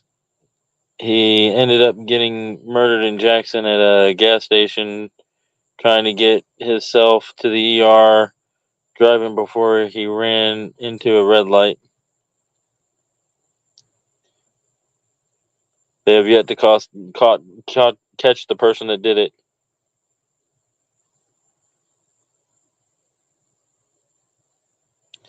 Honestly, Jason, I don't feel that marijuana should be legalized in all states, because a lot of what I see is people getting very lethargic and believing what the government tells them, And I feel legalizing weed is just going to make that worse and get the government to take away all our freedoms. Oops.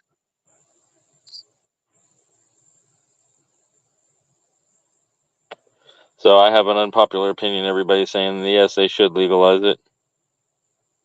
Legalize what? Weed. We're not. Yeah. I pissed off a whole lot of people on that topic. Yeah, Jason, Amanda, and Fireman all believe that it should be legalized, and two of them say they don't even smoke it. I just look at it. Okay, this is how I feel about it. Okay, I don't mind legalizing weed. What I do mind is this: if you are smoking weed, you should not be smoking it around kids or while you're fucking driving. Okay, I because agree. I see a lot of people fucking smoke weed while their 4 or 5-year-olds are in the back seat. And it's like, just because you have the windows down doesn't mean shit. They're still getting the second hand of it.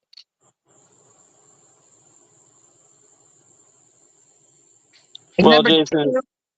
Number two, I don't want to look. I don't care I don't care if it's illegal here or not. I really fucking don't. But when I come to work, I don't want to smell that fucking shit. Yeah.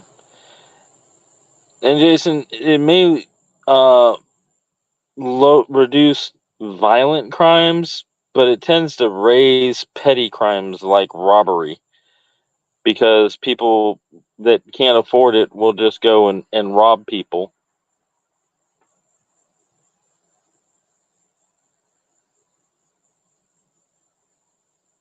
Yeah, and I agree, Amanda, that the fentanyl epidemic is worse than weed would ever be. But if you look at it, the legalization, there are so many people that are going ahead and becoming very lethargic, not wanting to work, and everything else that's associated with smoking weed heavily, that it's going to make it easier for the government to take everybody's rights and people not be up in arms over it.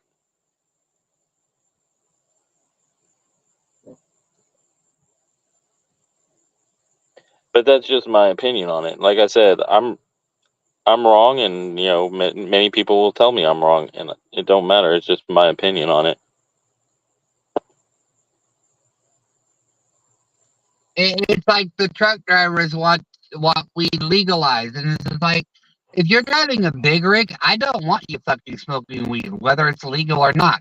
You should still be fired for it because you want to get stoned while you're driving a 60,000-pound vehicle. No fucking thank you. Right? I don't care what the statistics say. All it takes is one fucking accident. That's right. it. And then you also have to think of the broader picture. If it's legalized, you'll have police and fire department and people that are in public safety that are smoking it. And do you really want somebody that's smoking that to be the person that's trying to help save your life? Yeah, but Jason, I'm not saying that people have OD'd from it. I'm just saying, Yeah, me neither. I don't want somebody,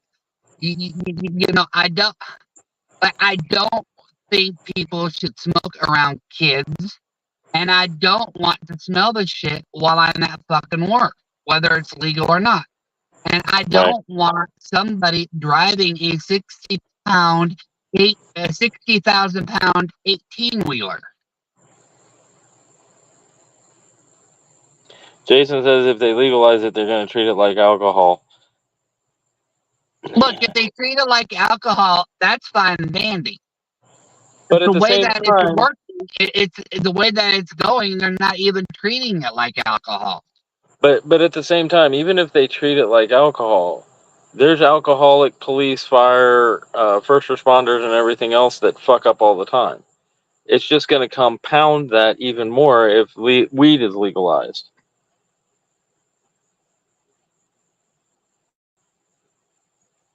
is all I'm saying.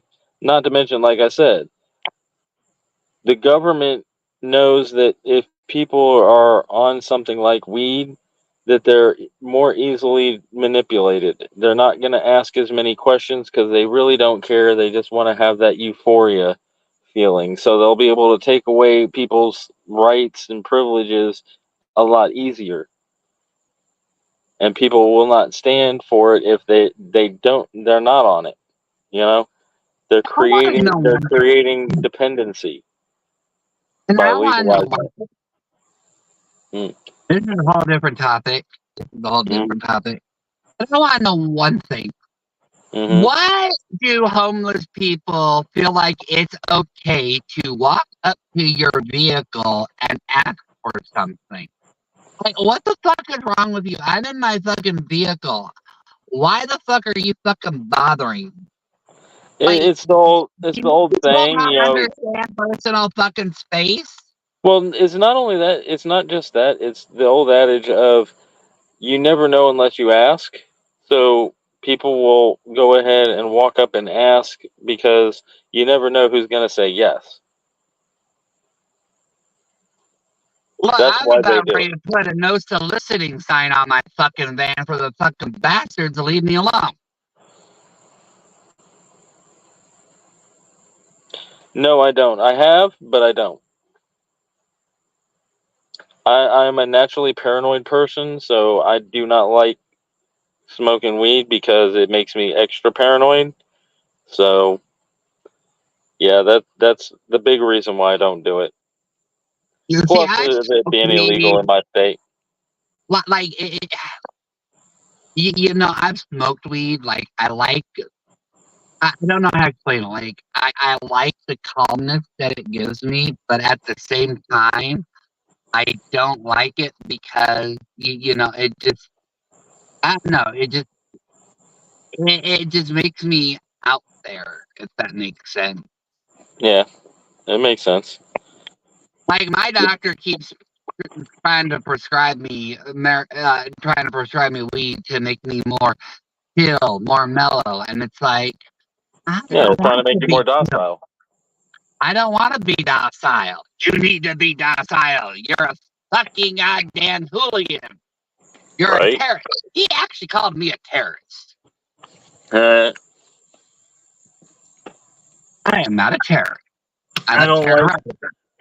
I don't like dealing with anybody that's going to resort to name calling.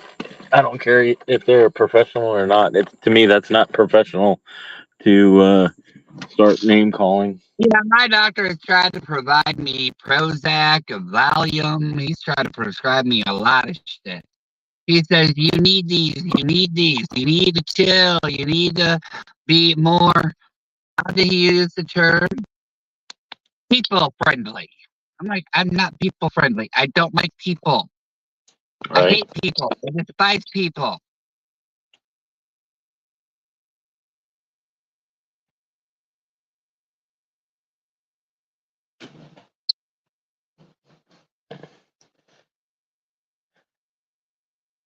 It's the Fetty that causes the raspberries here that everyone gets free weed on scripts. Yeah, I think you mean it's the fact that people get weed on prescriptions there.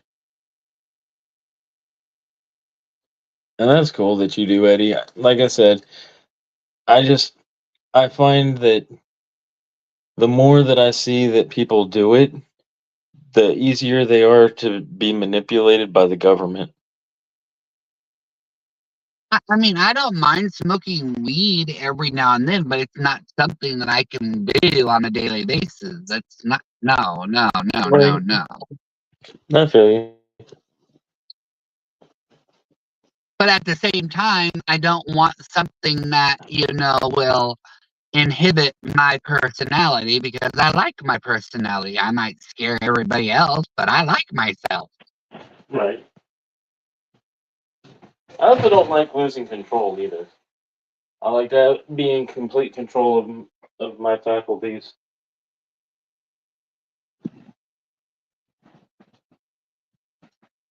I know other people want to escape reality, but I like my reality, even if it is shitty.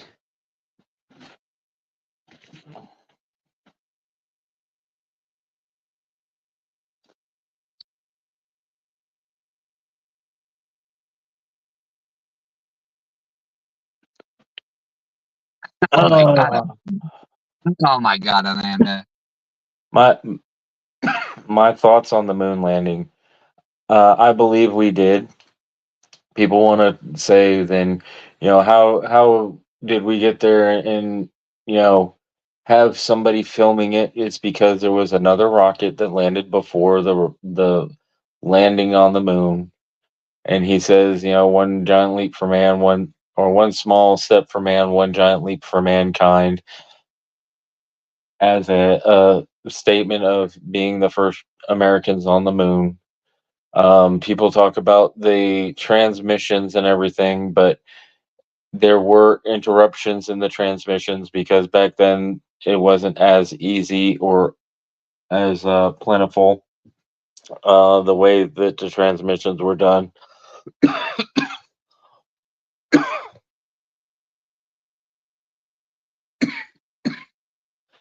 Yeah, but it's possible that we have done it.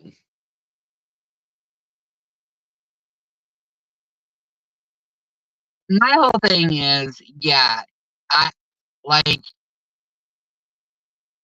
I don't know how to explain this. Like, I believe we landed on the moon, but at the same time, I think that the United States thinks of the moon as a joke. Like, they don't believe in its significance to our planet.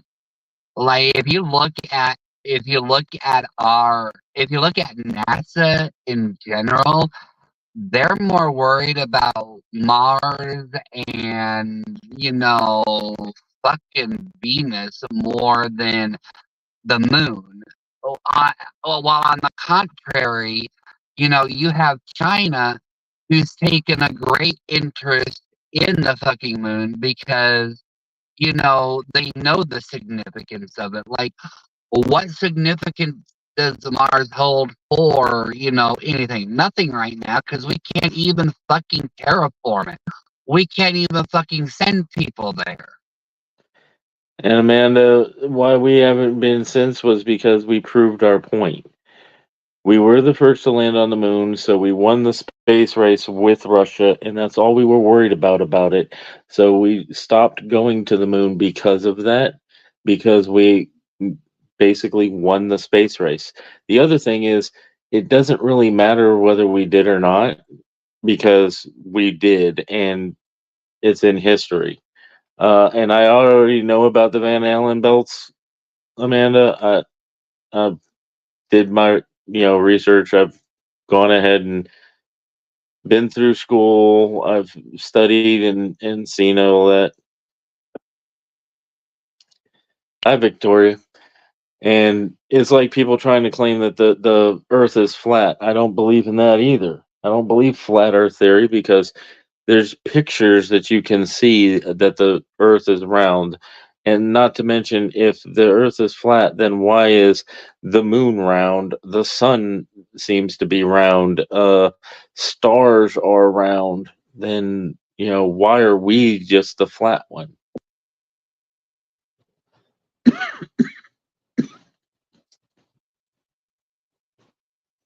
And again, I'm just giving my opinions on stuff. And Jason, I think, kind of got a little upset saying that. So what you're saying is that since our friends smoke weed, that we were being easily manipulated by the system. Not yet, but it's a possibility in the future. If people don't keep their mental faculties about them, they can go ahead and pass laws and do things that you don't know is happening because you're not paying attention. That's just my point on that one, or at least in my personal beliefs. I'm not trying to say anything negative about anybody that does it. I just think that the legalization is causing a lethargic um, society in general. Not any one person. There's always exceptions to rules, but it's creating a lethargic people. Excuse me.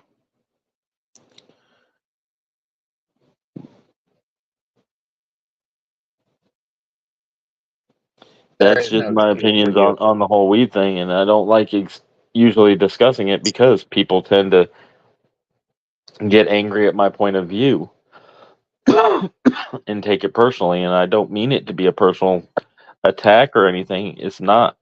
It's just, in my view, But what I'm the whole seeing thing, society but wide, it's making people I think lethargic. everybody is missing the point. I think everybody is missing the point. And the whole point is Hmm. this. Whether we landed on the moon or not is irrelevant because, we weren't there to actually see it or experience it. Everything can easily be manipulated one way or the other. I What does appreciate it the matter topic, if we Steady. landed there or not? You can make both types of arguments and still come out, ahead. I mean, it's like comparing apples to oranges or whatever. Hmm. Nobody's ever going to win the argument because, one way or the other, unless you actually experience it for yourself or you see it for yourself, all it's going to be is a never-ending argument. True. And Jason, I understand, but it's the way you typed the question that made me think that you were giving personal feelings into it. Why I relayed my personal feelings as well. So that's why I talked like that. If it was put down in a way where it didn't seem like I was being accusatory or attacking, I wouldn't use facts, feelings in it, and just use facts. And also, with every conversation, there are nuances with them. Hi, Victoria. I mean, it's kind of like the argument with the pyramids of Egypt. You've got archaeologists on both sides going, "Oh, well, they couldn't. They had to have help from some sort of outside, what is it? Outside help or whatever." But then you had the other side going, "No, no, they had technology that could like." You weren't there to see how they were built. But the argument is mute. Like whether Well, it's a feat of alien interference or a man-made destination, either way, it's still there. It just yeah. Well, my problem you with just enjoy the experience for what it is. my Just enjoy the wonder. right, my problem with that is people that want to equate the basically like the seven wonders of the world to aliens giving us the technology to do it. That negates the human experience of that there is people that do things without being told what to do, and it negates human history at the same time. No, Jason, I'm not saying that you're arguing. I'm not saying that anybody's arguing. I'm just saying, I think that was more toward me. oh, I think that answer was more toward me because of me talking about the whole with the feelings and everything else, and I get it. It is a debate, and I understand that. but it's like, you know, I understand that it negates the human experience. It negates the human capabilities. Right. I understand that, but at the same time, it's just like, okay, I can understand wanting to know how something was done because humans are naturally curious, but at the same time, some things just don't need to be explained. They don't need an answer. Just enjoy what they were Right. able to do with what little they had. And to Amanda's question of why are they everywhere? Because people have evolved the same way everywhere. They don't have to have a shared experience. They don't have to have aliens giving them the technology. Geometry is universal. And that's why you have pyramids everywhere in the world, is because people can see geometry and shapes and form shapes. So it's like I said, again, it negates the human evolution and experience to try to say, oh, aliens gave them the technology to do it. No, some people are just that smart. Some people have I mean, evolved their intelligence that much. another, a perfect. Well, I wouldn't say a perfect argument. Let me redo that. A perfect debate for this is like look at the roads of um, of the ancient Roman Empire. Those Hmm. roads are still in use today with very little repair. Look And at their aqueducts too. concrete. Concrete falls apart after 5 to 10 years. But you're looking at, the roads of Rome that were built thousands of years ago that are still there. Nobody can figure out why. It's just one of those things where some things just are better left alone. Just enjoy the wonder that they were able to come up with something that you're not able to come up with. But Yes, Amanda. there's also another theory that I kind of tend to believe. I do. I have to kind of tend to believe this more than anything.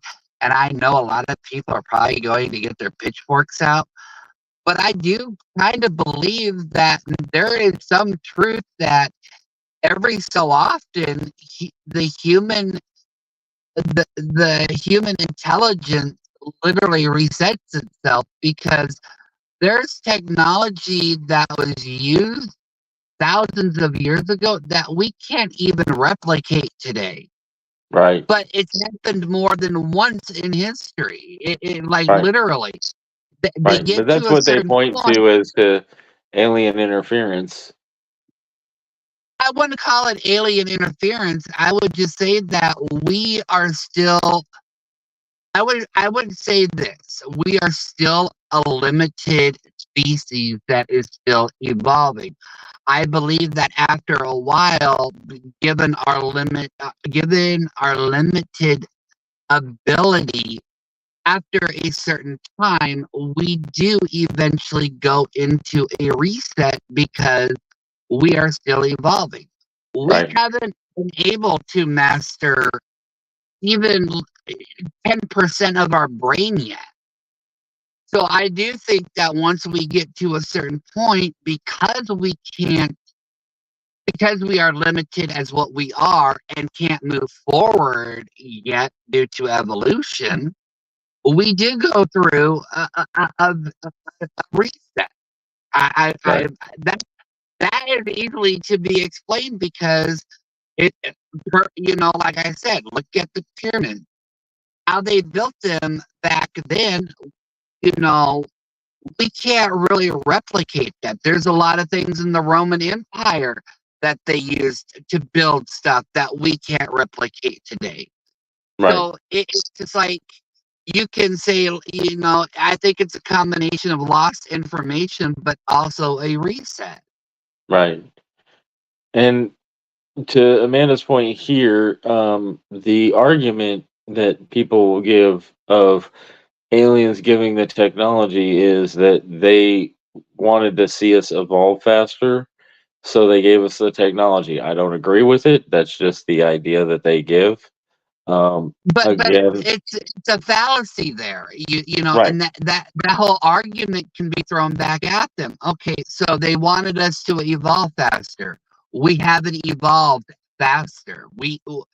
If you wanted to use alien technology, To say that they wanted us to evolve faster, I'd say no, they hindered us because look at it from the point of view. Okay, if an advanced civilization gave us technology to make us evolve faster, how come, how come we cannot replicate what they gave us all those millennia ago? Do you actually think an alien race who wanted to see us evolve would come to Earth and not give us the tools to advance as quickly as they wanted us to? No, that's bullcrap. That's bullshit. Right. Now, the other one that she said is, can we all agree that Jesus is not white? And I say yes, because of where geographically he was located, those people are more brown than they are white. She, okay, I have to say this, and I'm probably going to be called the R word, like you, Jason. I mean you, Jay. Okay, but Hmm. Jesus wasn't white. Jesus is a Middle Eastern. He's Jewish. He was Right. born in the Middle East. They're not white. Have any of you seen a Middle Eastern? Have any of Yeah. you seen a have seen a Jew from Israel? They are not white. Right. And that's what my point is, and what I've always said to people. Jason had said, I mean, it had to come from somewhere. Yes, from the human experience. We evolve and grow and learn on our own. We are individuals that have capabilities far beyond what we understand, and we the human experience is that of being creators. We create things like the pyramids, like structures that in 30,000 years people look back and wonder how we built skyscraper with the primitive technology we have nowadays. It's all a human experience, and it comes from the creative mind. To say that, people couldn't come up with building things that have been built and that aliens gave it to us is negating the creative aspect of the human experience. That's just my opinion on it.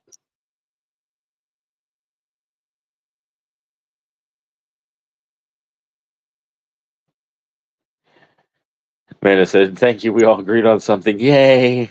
Because we all agree that Jesus was not a white man. He wasn't white. And No, that's the other thing. He wasn't even Christian either. right? He was Jewish. Exactly. I've had that argument with so many people. They're like, Jesus did not come to create a new religion. He he was born Jewish and wanted the Jewish religion to reform and get back to what their purpose was, and they ignored him.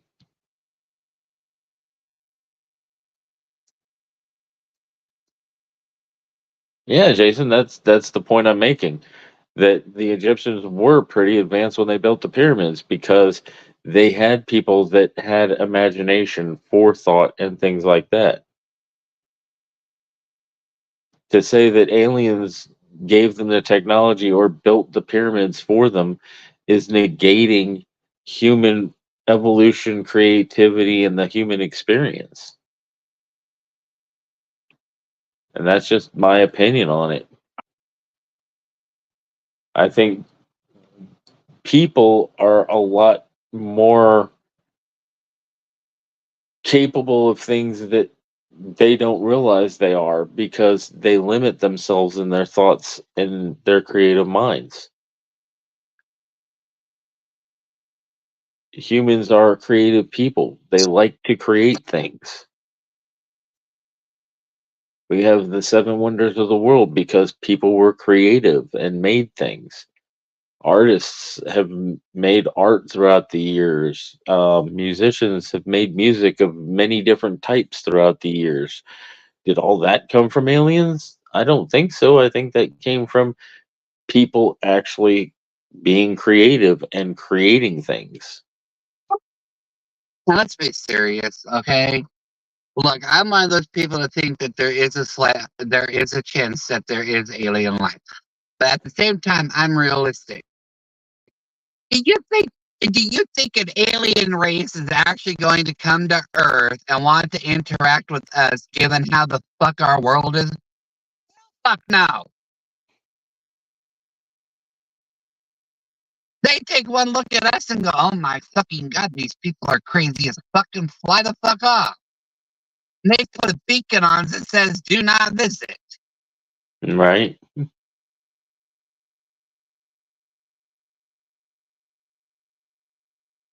And then people want to point at cattle mutilations as proof of aliens. And I'm like, why would an advanced race want to come to our world just to mutilate cattle? That's kind of like the same. That's what I have to say when people go, well, they anal probed me. Why the fuck would they anal probe you? Yeah.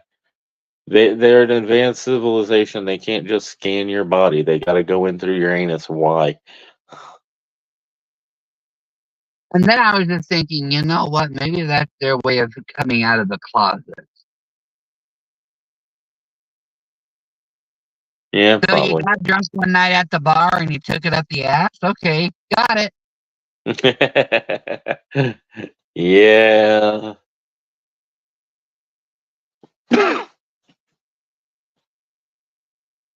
And then there's the abductions that I believe at least 75 to 85% of people who claim they were abducted by aliens are just looking for their 15 minutes of fame.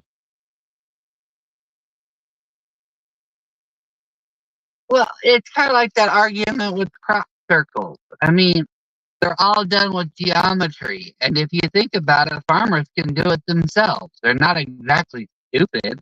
Well, there was a documentary a while back. I don't remember when or where or what the title of it was, but I started watching it because it had something to do with the crop circles and debunking them. And it said that 90, I think 90 or 95% of the crop circles that have been found all across the world were actually hoaxes that with the technology we have today, you can go back and figure it out and see that they're hoaxes. There's only a small percentage that they can't explain. But it's like the whole argument, well, not the whole argument. There's an argument going, well, why would farmers want to damage their crops? And it's like, you do realize if a farmer is having a bad year and they do something like this, they can get free money from the government, Uh-huh. like literally. Mhm. There's all sorts of reasons for people to do things and pull hoaxes. Now, Amanda, I'm curious, what is a UX designer? I've never heard of that.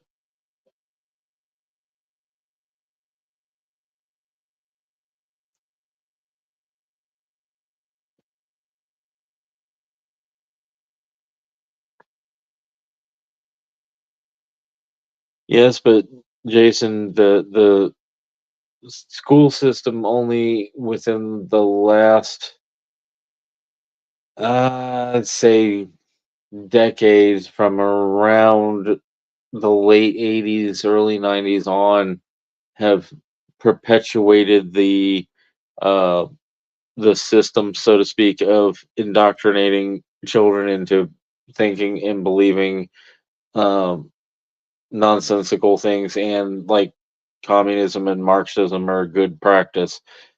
Back when I was in school, it wasn't as much like that.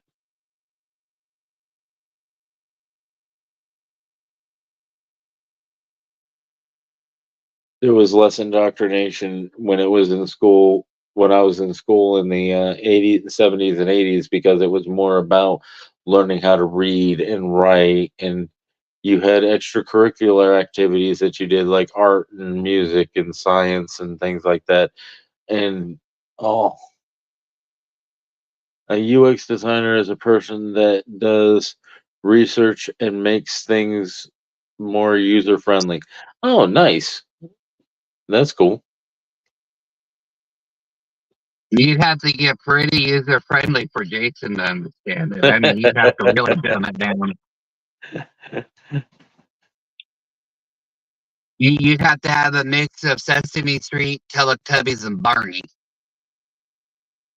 Well, Jason, you're also younger than I am, and that's what I'm saying is when I was in school, it was less about the left leaning and more about the facts and principles and um, learning and theory and all that.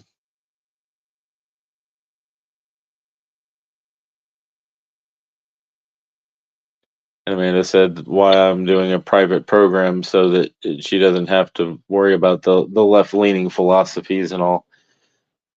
And really, like I said, I have that theory also is the reason that the schools started teaching the propaganda of communism and socialism is because all growing up we were taught if you want to see change in your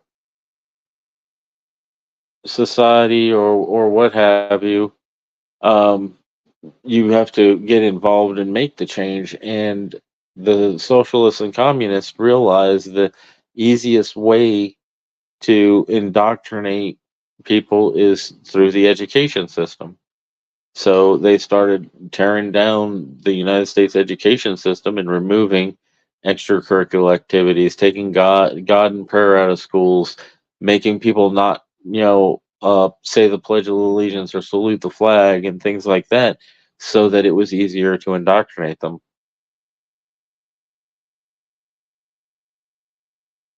Yeah, Amanda, I am too. I got Jason's back, even if he does try to push buttons. I just actually enjoy conversation, and I've really enjoyed people uh, putting their viewpoints in and having discussions and asking questions because I don't get to express my opinions and views very often without being ridiculed.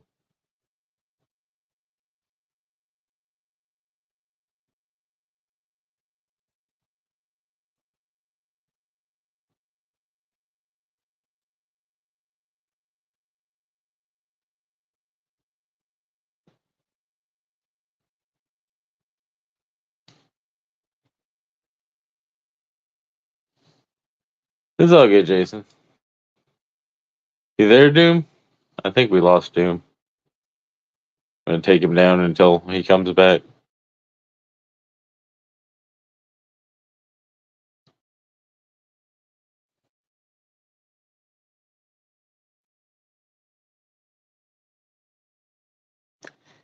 Yeah, I get you.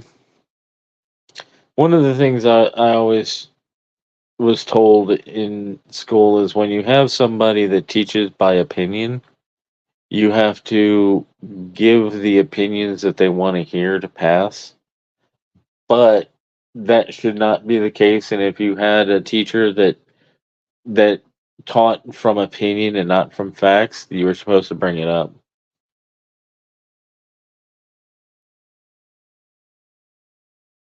Sorry, Doom, you just weren't talking and your icon went white. So you're feel free to hit the link again.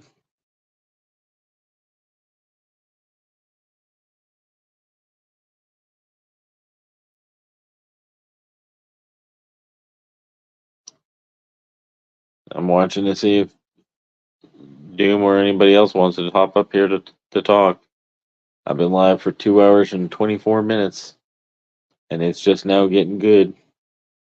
I really enjoy the conversation.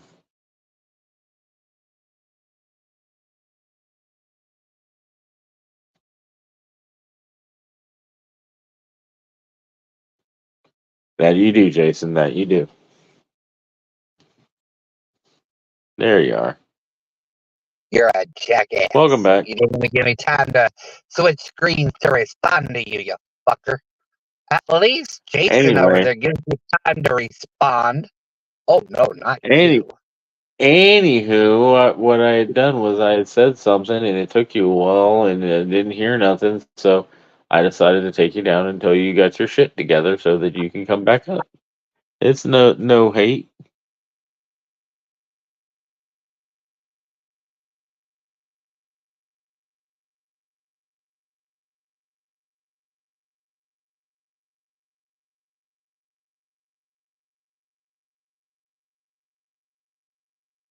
Oh, my icon went white.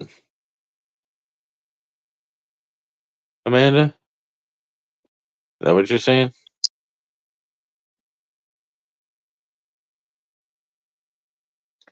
Are we still live? Yes, we're still live. Give Cool. people a chance to respond, you impatient bastard. I am giving people a chance to respond. Holy I'm even highlighting comments. Don't you get sassy with me, boy. I'll put you over my knee. ooh, kinky. Let me call you daddy. Fuck you. One of the funniest responses I've had to that one.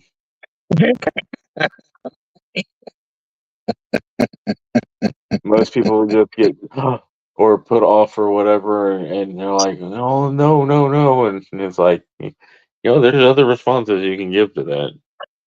Hold on, I'll even go get the paddle for you, daddy. You would.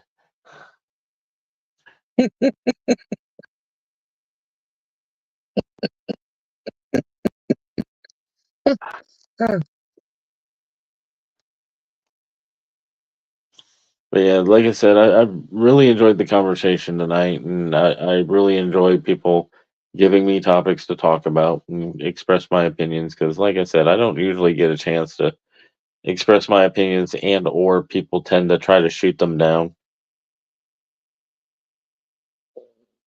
It's also why there's some panels that I end up having to talk over people because they don't give me a chance to speak because they just keep rambling and rambling and rambling.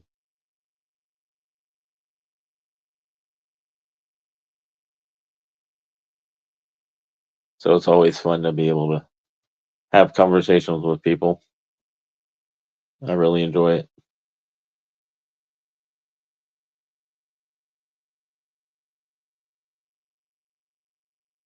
it.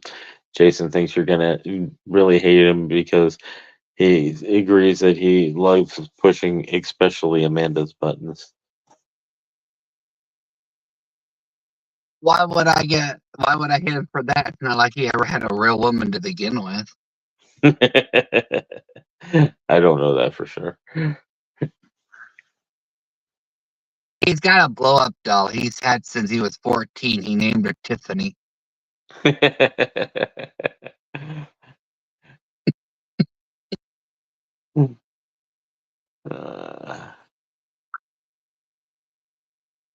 I like having you on the panel. You can roast people better than I can.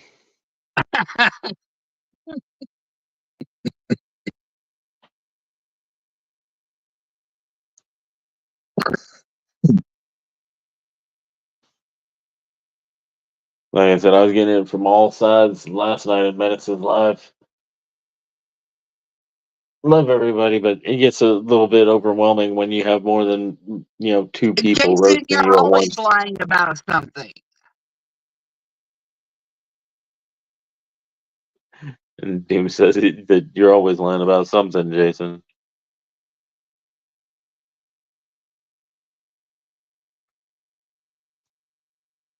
And Spencer, nobody said your name. Unless, of course, Doom is Spencer.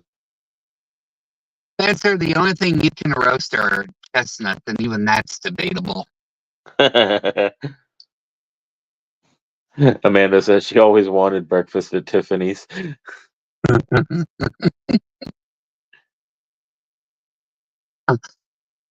at that, Jason. Amanda's dropping you for your blood doll. It's all good, That's gotta be Spencer. a big burn right there to actually get dumped for a blow up doll. Damn, a piece of rubber. Holy shit. Wow, yeah.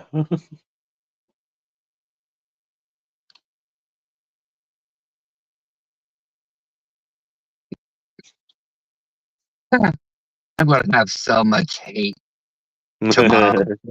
And I really am. I'm going to have so much hate. I'm going to go to, you know, different lives, and all he's going to be doing is up there on panel talking shit about me. Yeah, you never know.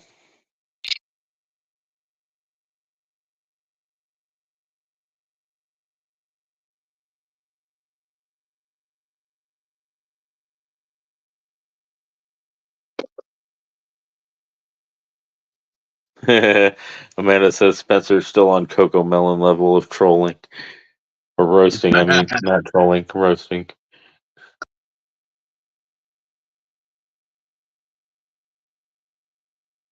But don't feel bad, Spencer. Jacksonville Joe's best jokes come from Holly.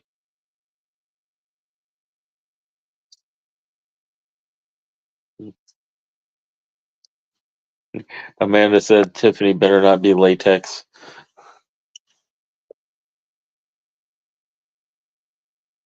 Like 2 in the morning, and people are still out, and it's just like, what the fuck is wrong with y'all? Yeah, well, some people are night owls. That's why I'm on live like this.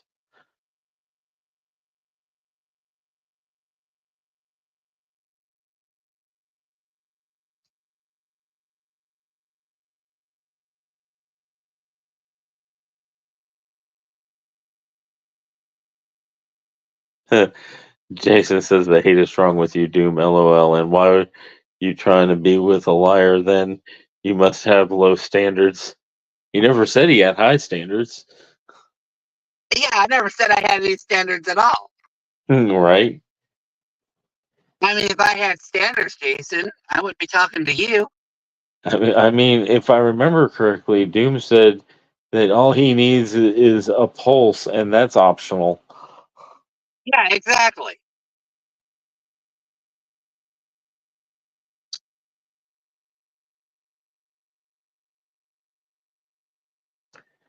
Oh. Man, I give Spencer props for telling Sin to fuck you that one day. I missed that one.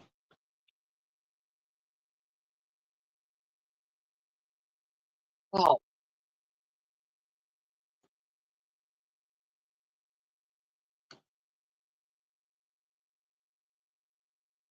It's like the day Jim and Ear's balls dropped.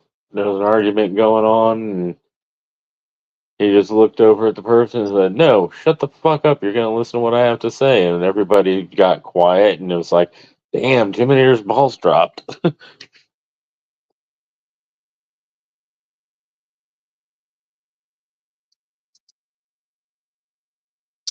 a truck.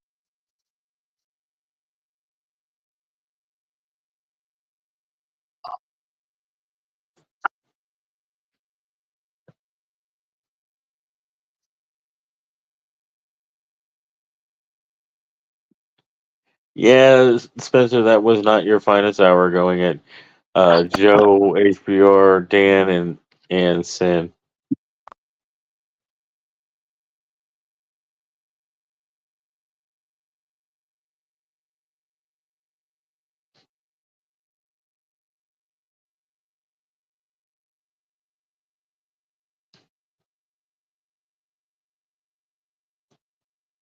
Yes, Jason, it did.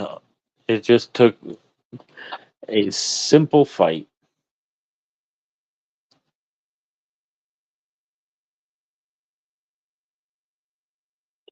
Yeah, but see, I don't go at anybody. I really don't give a flying fuck. I don't Yeah. understand. I don't understand all the internet fighting and all this, choosing sides or picking sides. It's just like, aren't we adults? Can't we just like who we like and be done with it? Like, Yeah, I why? get you. I'm the same way.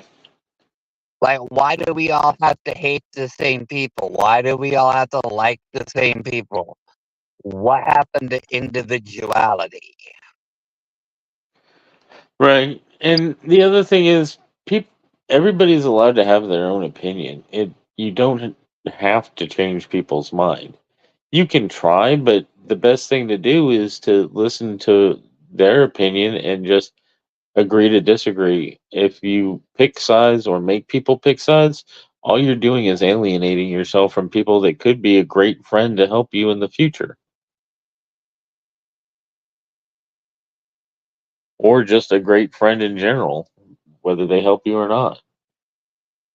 Me and Well, Jason started out not liking each other, but we had conversations and we became pretty good friends that way. it's kind of like when I was talking to Dan and Amy a while back, and HBR and Tim and Lori. I'm like, I'm gonna name drop, and I hope I don't offend anybody, but it's like this: your Right. beef is with Bambi, not with me. If Right. you're all going to attack me, they never have. But what I'm saying is, if people are going to attack me just because I talk to Bambi or I conversate with her, Mm-hmm. that says more about you than it does me.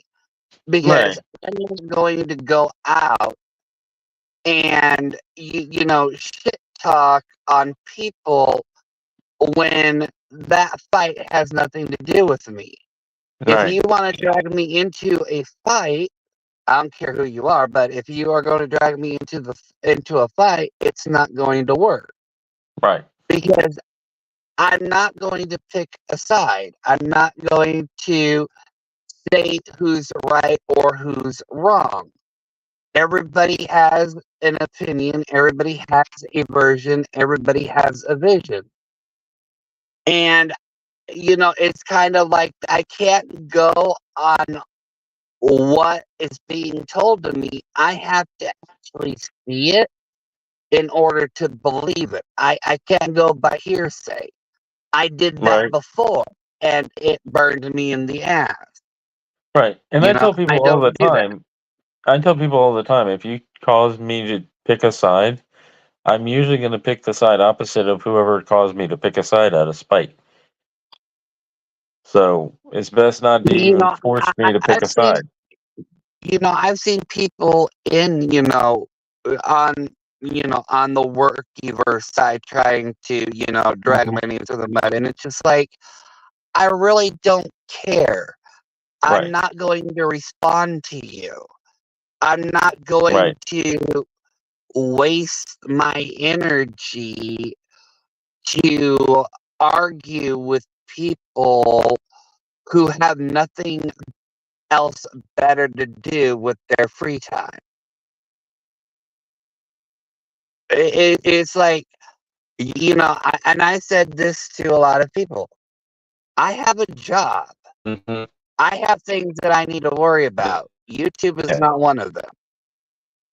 Right. If I'm on YouTube, it means I need to decompress or I need to de-stress. Why would I put myself in a stressful situation when if I want stress, I can just go to work and talk to the general public?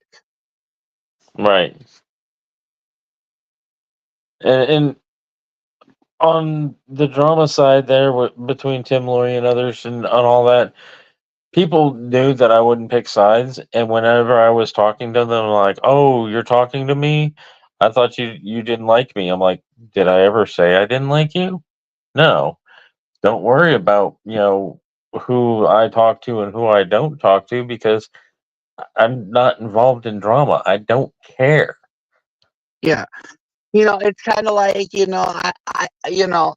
it's like and this was actually asked to me, but I don't know who the person was because I never seen their name, so I'm assuming it was a sock account, or maybe I'm just not, maybe I just didn't pay attention that day, whatever, I don't know.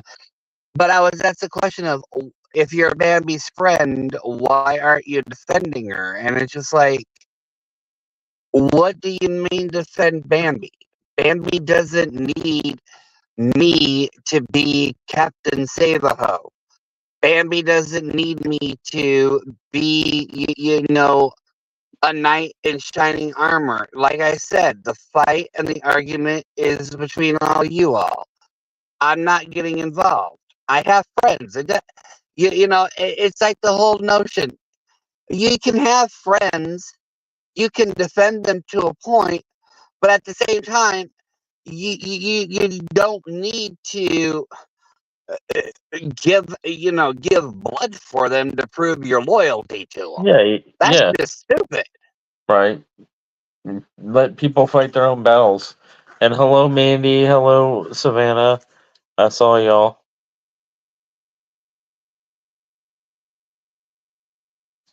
I like Dan, I like Amy, I like Tim, I like Lori, I like MTP, and I like HBR. I'm not go and I like Bambi, but like I said, there are things that were said behind closed doors, and that's what I'm using here. There were things that were said. Right. I wasn't there. I don't know what was said in those messages. I don't need to know what was said. I don't Right. need to know what the conversation is because it's none of my fucking business. Right. I'm sorry your I'm birthday sucked. Hopefully your day gets better, Savannah. And on that topic, the thing that I always tell people is all my life people have talked about me behind my back and or to my face. I respect the people that tell me to my face things, and the people that talk behind my back, I don't give a fuck because they're not brave enough to tell me to my face, so it makes no difference in my life. Well, it's like this. And I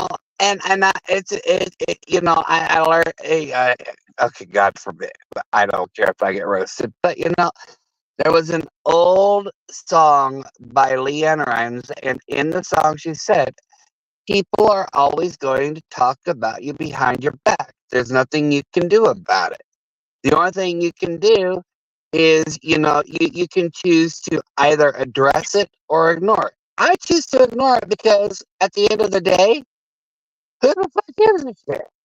Yeah, they're not paying my bills. I don't give a shit. If they're not brave enough to come out of the woodwork and literally talk to me like an adult, why the fuck would I give a shit about their opinion?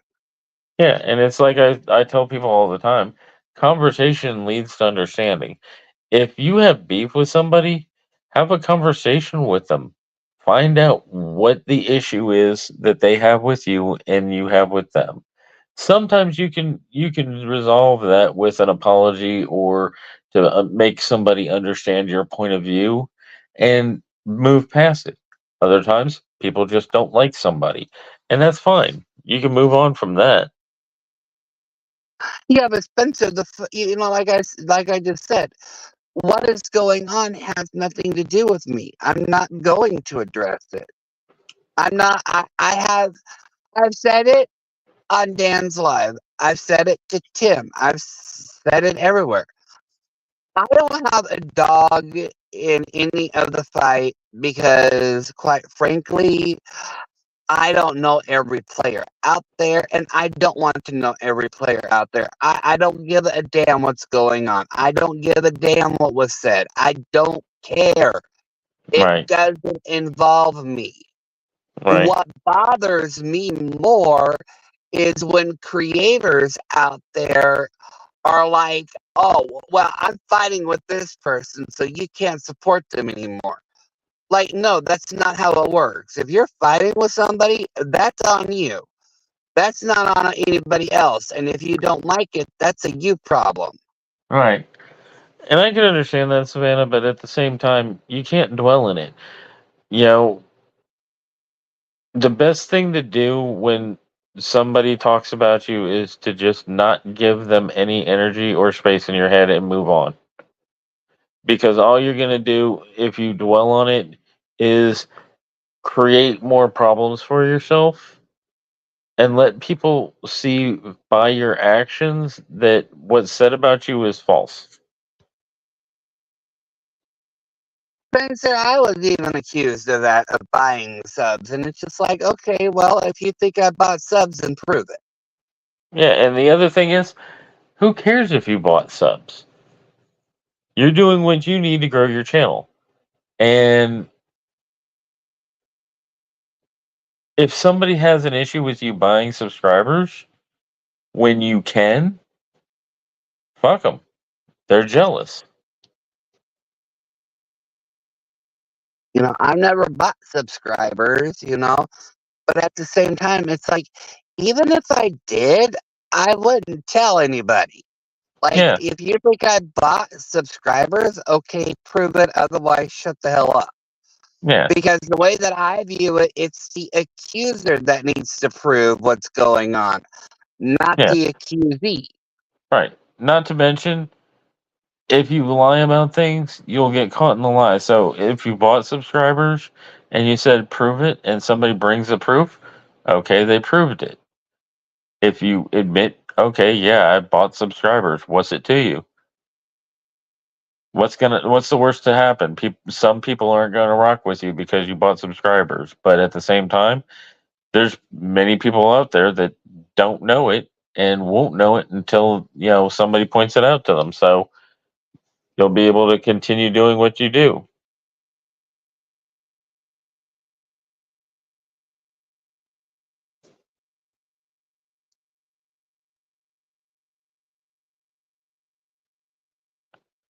I mean, is it in the TOS you can't buy subscribers, or is it just something that's frowned upon? And most people do, Spencer.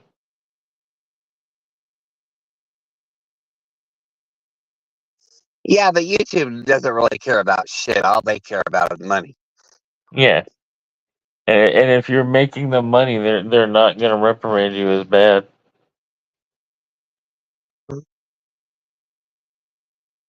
And that proves you don't buy subs, Savannah. But it's just, and I've noticed that most arguments on YouTube are either caused by a misunderstanding or just plain, Jealousy. yeah, or And something just completely stupid. and Spencer, TOS is terms of service.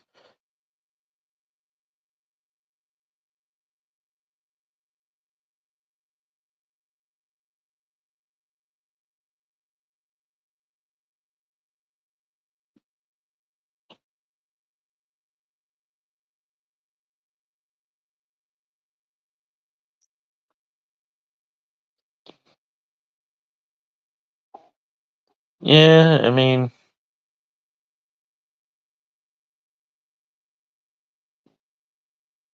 and that's fine. Rumble and Kick are also great platforms. Matter of fact, from my understanding, it's easier to get monetized and make money off of Rumble than it is YouTube or Twitch. So more power to you. I don't really I'm care not, much about Twitch. yeah, and I'm never going to down somebody for getting their hustle on.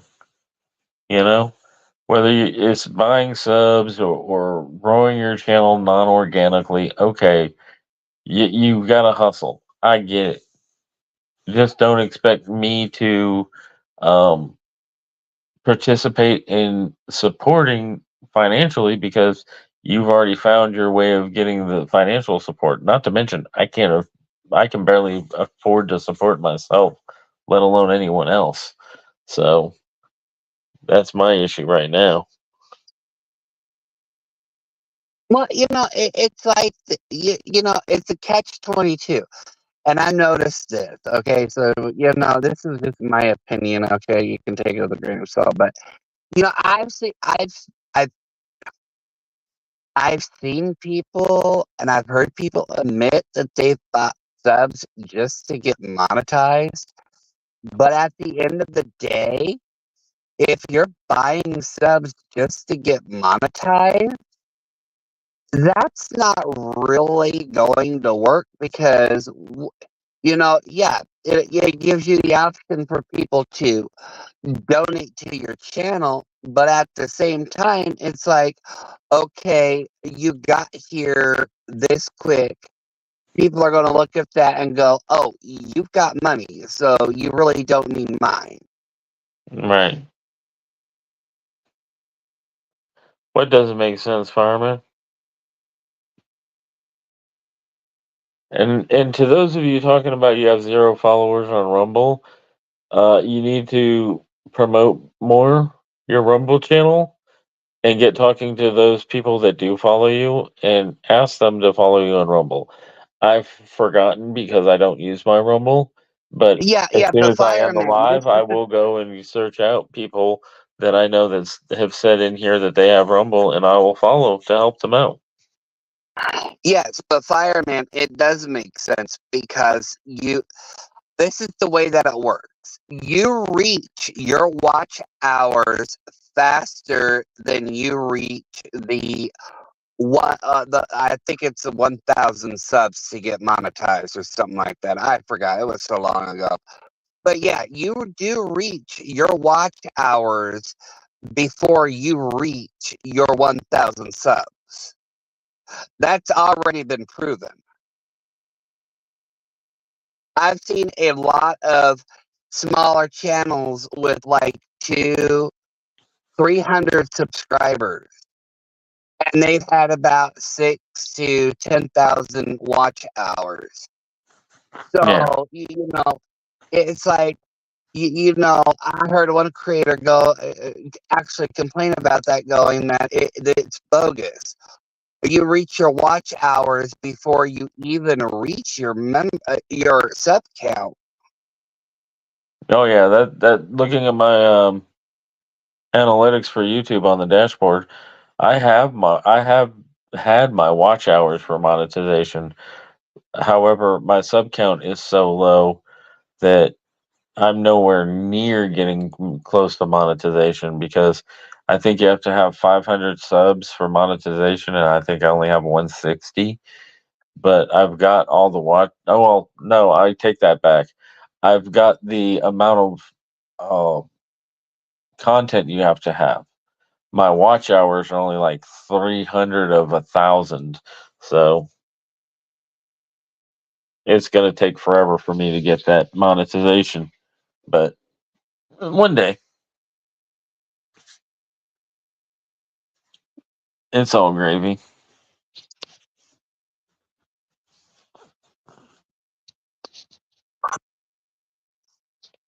It's just people complain.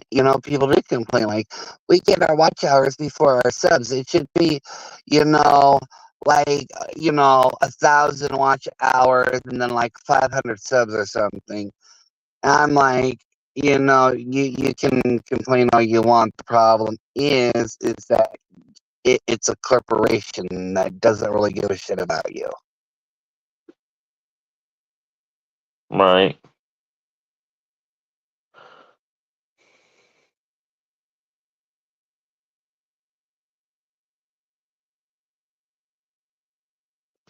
It's just the way that I can understand their frustration, but at the same time, it's like the rules are in place. I don't know what you want to do. Well, Amanda, what people are doing with TikTok is they're taking short clips of their content and putting it on TikTok, and it's getting a bigger following on TikTok, but it also drives the traffic to your other channels, and people are using TikTok as a marketing um, ploy in that aspect.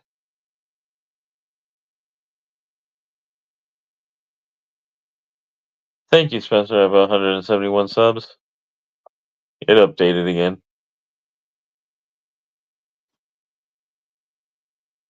Right, they have rules that you can't have copyright material, but you can take clips of your conversations and things like that and post it there where it's not copyright.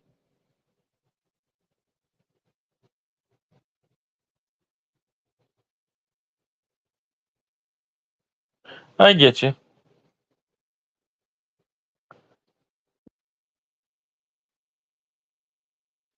And I understand that, Savannah. I use I use shit all the time. Look at my page, all about give credit where credit's due. I get you.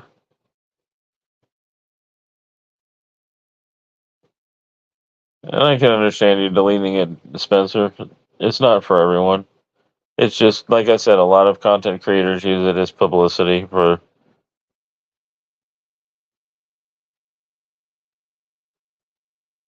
Yeah, I'm sorry about that.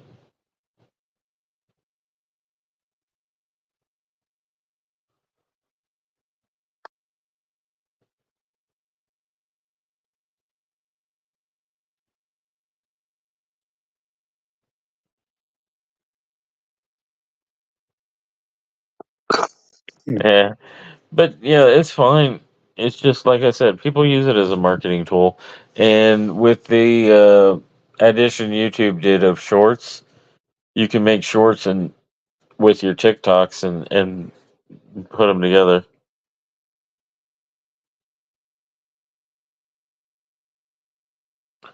That's cool, Savannah.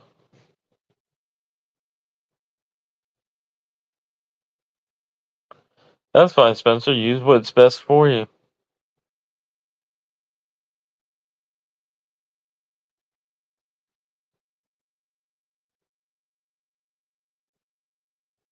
Welcome back, Victoria.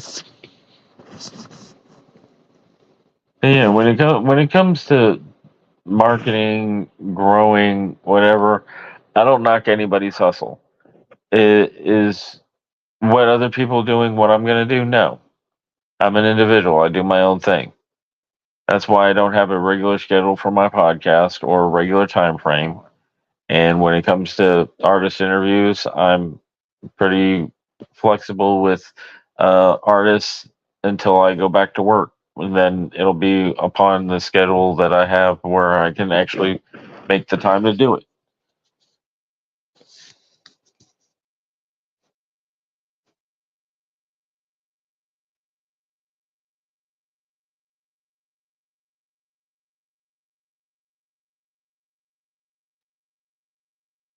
Right, man, and it will be because it's a more popular platform, especially for a younger demographic. So that's the other thing you have to understand with marketing is understanding your demographic of what the age group of the people you rock with and posting to the platforms for publicity that are going to bring in the demographic that you want. If you want a younger viewer base, then you go to TikTok. If you want an older viewer base, you use Facebook.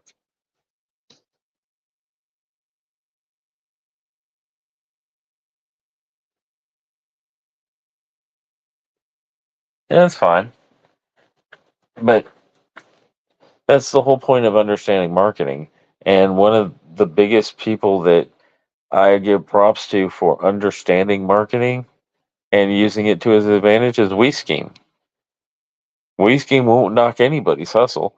He may tell you that, people are certain people are buying views or manipulating the algorithm to their advantage, but he never degrades them for it. He's like, get your bag. Do whatever you're doing to make your money. And that's what it's all about. In the end, is anybody that's monetized is usually trying to make a living off of their content creation, and that's the way it should be. People shouldn't be getting penalized or anything for trying to make the most money as they can to help the most people. Yeah, man. And most of my demographic is age 35 to 50. I want to say.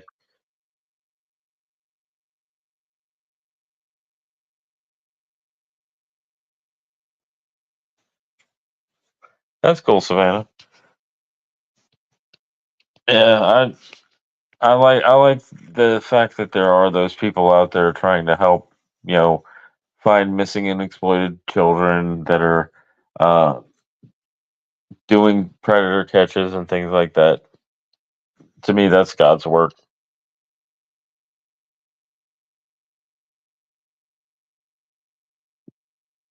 Oh, they're sexy, HBR. Hello, HBR. Long time no see. And HBR, I told you that in confident. It was only one time just to try it.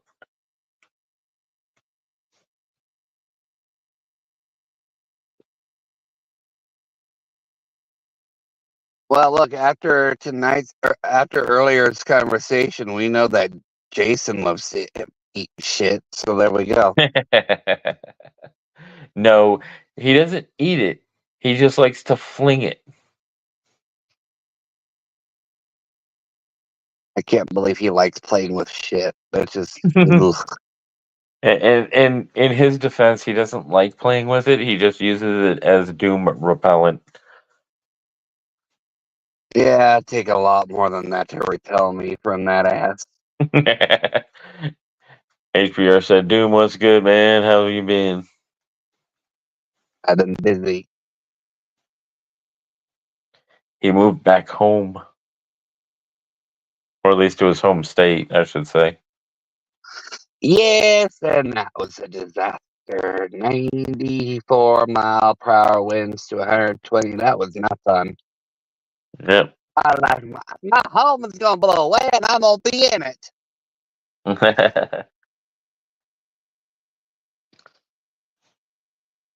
I ain't triggered. Motherfucker, we already discussed this. If I want your fucking ass, I will take your fucking ass. Don't need your damn permission, okay? If you think that permission is all that is needed or consent is the thing, you really have no idea who the fuck I am. The real question is, who the fuck is the Mukon? Oh, you mean Jason's brother?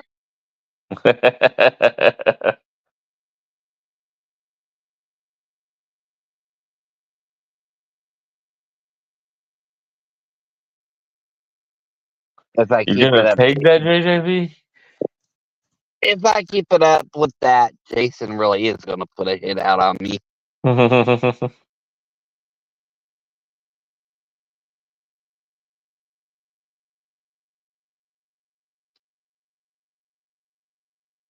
Well, again, Savannah, hope you get to feeling better and having better days. I don't like to wish ill will upon anyone. Well, with the exception of a few people, but I don't even really wish ill will upon them. I just wish they'd shut up and leave people alone and go do their own thing.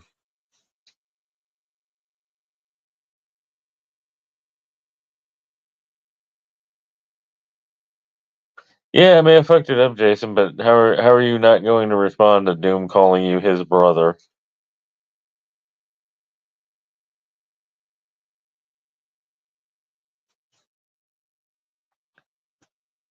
This is one of my longest lives that I've done on my own, with probably the most retention, with the most views or viewers, according to YouTube.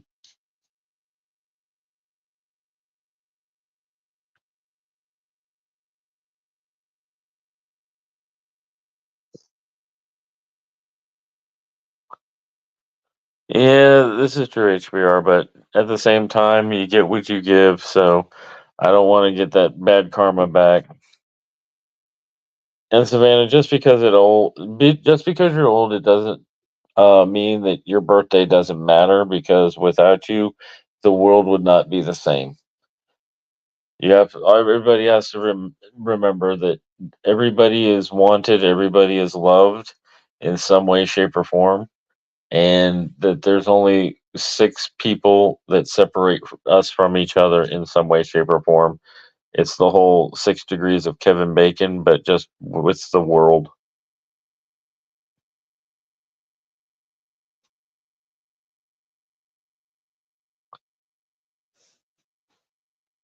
It's belated HBR.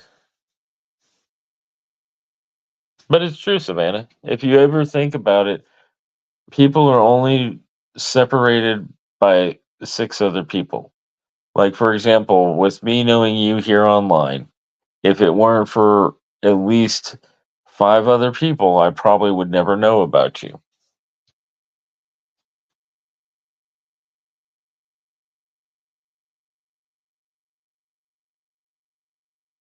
Oh, yes, we are. Yes, we are, HBO. HBR. As much as you try to deny it, we are.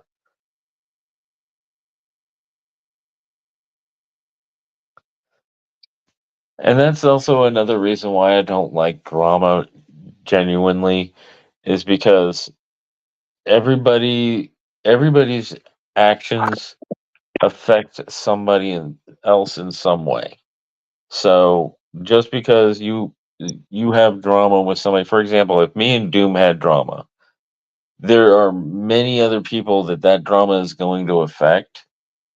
So it's best to try to squash it, or at least just make a public statement if you've tried and it doesn't work out, that we will not be, in each other's circles.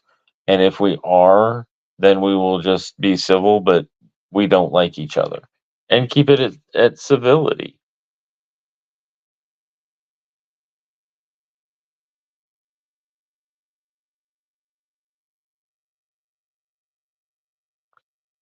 That, in fact, came into play big time when I did my rabbit hole of TWK and City Chief. Yeah, like I said, there are so many people, so many artists, so many reactors, so many beat makers, so many content creators out there, that we're all just separated by five other people, 6 degrees of separation.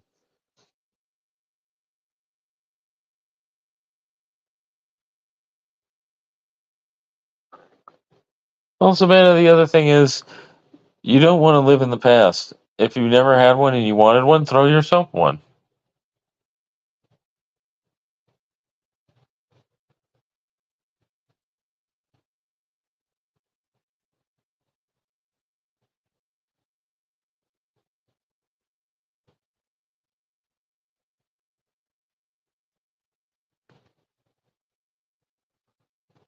Nice, fireman.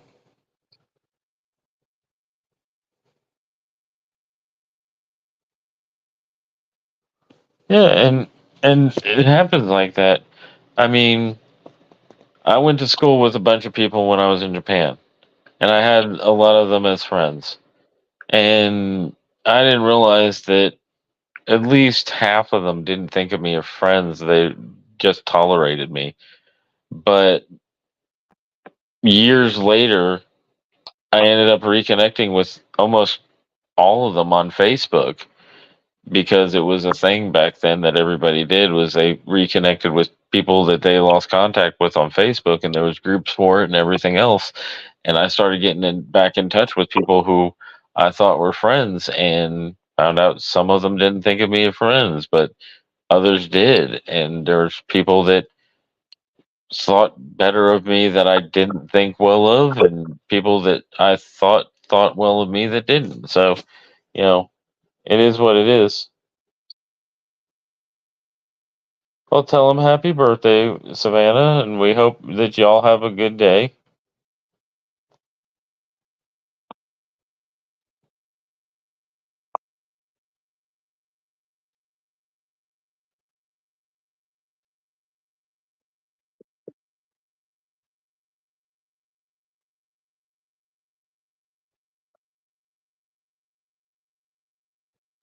Yep, HBR, it is like that.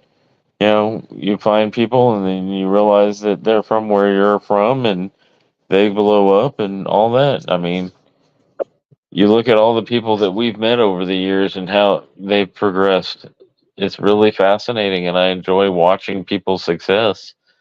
I'm happy to sit off in the shadows and watch people succeed. I don't need the glory or the fame or anything, but at the same time, it's nice when people recognize it. I had that conversation earlier today in somebody's Discord. Oh, that sucks, HPR. Sorry about that. 3 hour live, and YouTube says I have 8 viewers, and that's just one under what my top has been all night. So I'm pretty excited and stoked about it. It's been a fun night. We've run a gambit of topics. We've laughed, we've cried, we've shared our thoughts.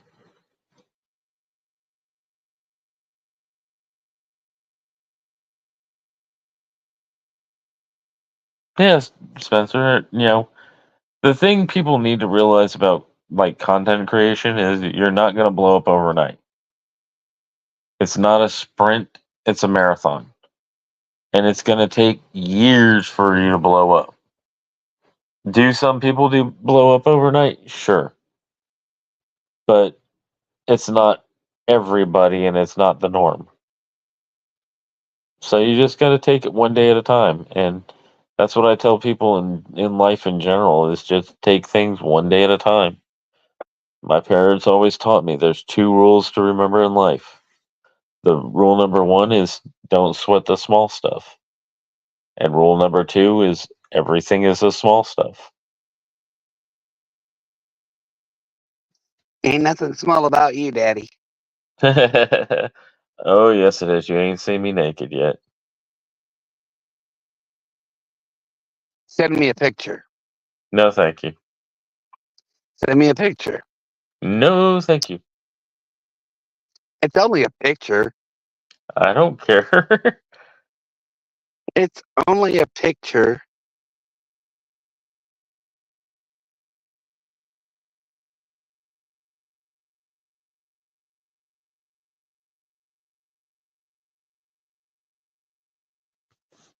Anywho, moving on.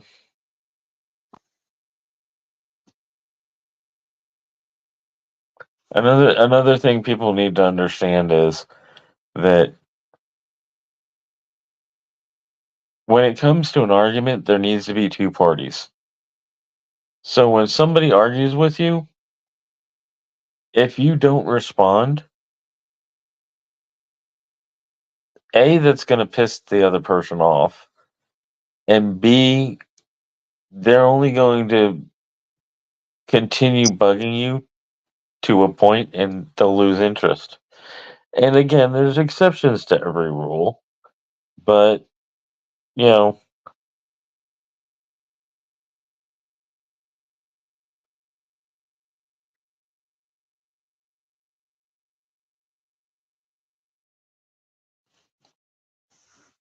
we lost Doom. I didn't kick you this time, Doom. But yeah, it's one of those things. People talking about you, don't worry about it until people come to you with, oh, this person has said this about you. Is it true? Then you tell them whether it's true or not. If they believe you, that's on them. If they don't believe you, again, that's on them. Don't get so worried about what other people are saying and doing and focus on yourself. Do what makes you happy.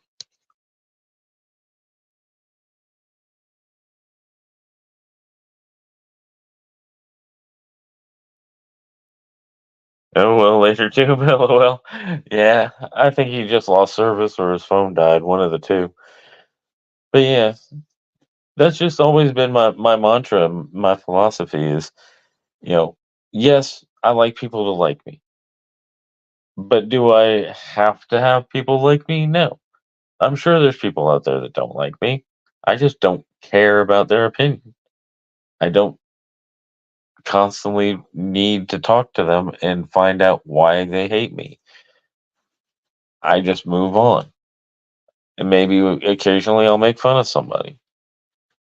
I've had somebody go around on YouTube behind my back to people in private and try to slander my name. But I don't care. I go ahead and I show who I am. I'm genuine, honest, and open with people.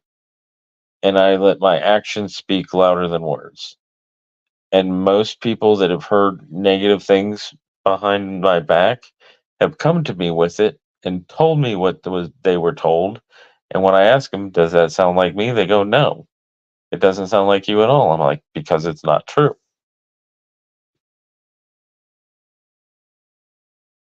Exactly, Savannah. If somebody doesn't like you, that's on them. And again, like I said, I'd say probably about 90% of people that don't like each other could be actually squashed if both parties would just talk it out and find out why they don't like each other. And it's usually all a big misunderstanding. But there is that 10% where people just don't like somebody because either A, they are friends with somebody they don't like, or that they just get a feeling off them that they don't like, or what have you. Fine. Move on. Don't worry about those people.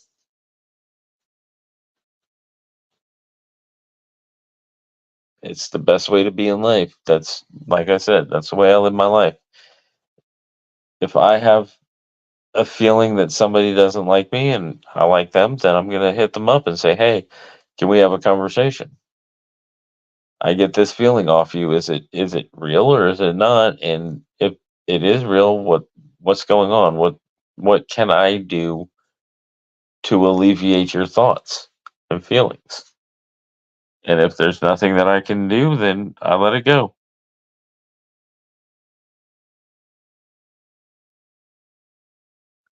Exactly, man. It's a problem if they can't communicate. But being a communicator, you can go ahead and ask questions to bring them to explain themselves. I thank you, Jason. That's probably the nicest thing you've ever said to me.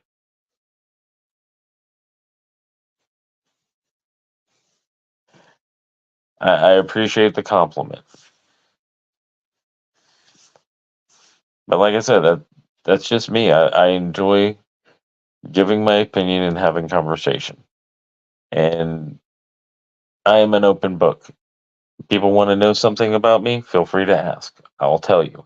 If it's something that I would prefer to keep private, I'll say so. But I'll also say, hit me up in private and I'll tell you.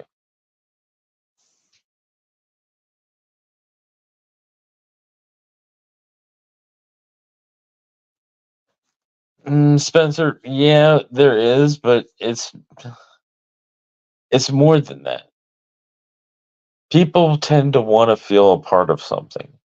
So they tend to latch on and create echo chambers for themselves. And that's where that happens. Yeah, I know, Jason. I'm giving you a bad rap. My bad.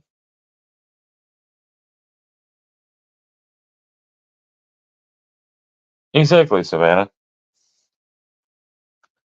And like I was saying to Spencer's point that he's noticed there's a lot of dick writers. It's not necessarily that. It's people, like I said, it's people that get involved in echo chambers and they want to feel a part of something, so they'll just agree with people. And that's fine for those people, but me, I'm an independent thinker. I'm a free thinker. Do my thoughts and opinions coincide with some people? Yes. Do they go against what other people believe? Yes. But I'm not going to let that create a divide between me and a possible friend. Because, like I said, my philosophy on legalizing weed is different than a lot of people that I am friends with. But I'm okay with their thoughts and ideas and philosophies.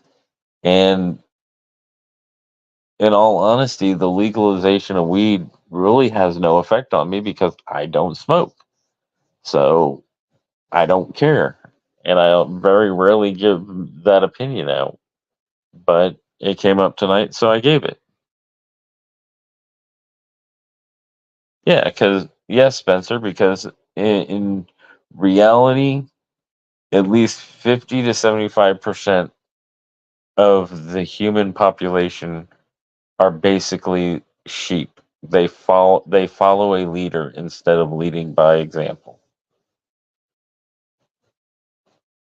And when you understand that, then you understand people in general and you know what you can and can't say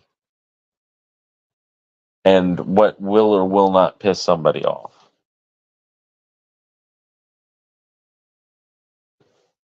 And that's the whole key is if you want to have a conversation with somebody, you have to know what their about and or what their philosophies are, and know whether or not you agree or disagree, and whether you want to push buttons or stay respectful.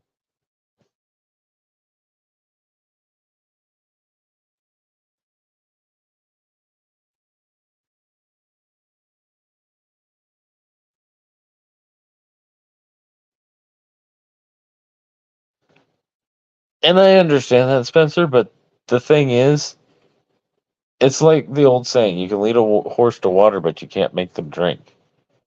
You have to let people come to their conclusions on their own, and some people need to learn hard lessons, and other people can be told uh, what you've gone through and decide not to make those same mistakes. It's just up to the individual to do that.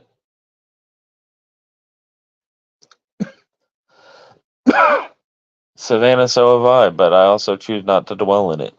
That's the other thing is, don't dwell in your past, because all that's going to do is make you see nothing but the negative in your future. What you want to do is focus on the here and now and the future, and look for the positive in everything, because there is a positive in everything you go through. You may not see it as you're going through it, but you will eventually, because everything you've gone through in your past makes you who you are today.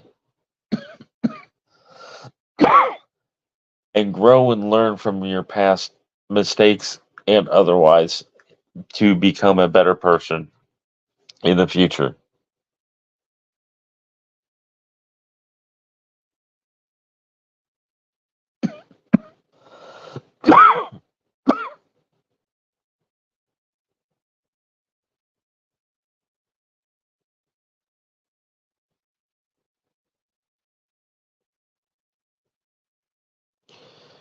Look at it this way, Jay. We will be able to bring them all back if it ever gets that far.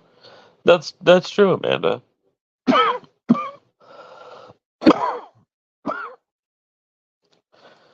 Okay, Savannah, I understand abuse since the day you were born, but you were not your circumstances. You can rise above. Everything we go through has a silver lining. Like I said, you would not be the person you are today without having gone through those challenges growing up. Me, I've been in and out of hospitals all my life for one reason or another. I was born uh, premature, but so close to my due date, they didn't put me down as premature, but I had all the symptoms from the low body weight. I ended up with yellow jaundice and everything else. And ever since then, I've had issues that were medical issues throughout my life. But do I choose to dwell on them? No. I see them as the challenges I've had to overcome to be who I am today.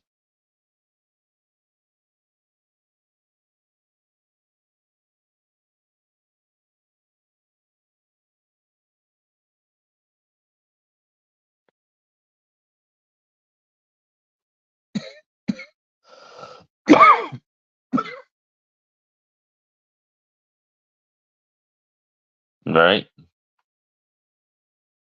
Exactly. There's good and bad in everything.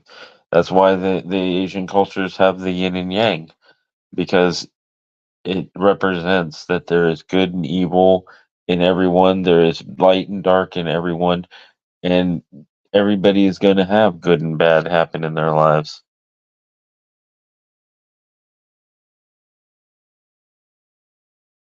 Right. And that's one of the positive things to look at. You see that you're a good person even though you went through all the struggles you've been through. And that's the positive thing that I'm saying comes out of what you've gone through. If you don't focus on the negative, you will see the positive. But if all you focus on is the negative, you'll never see the positive.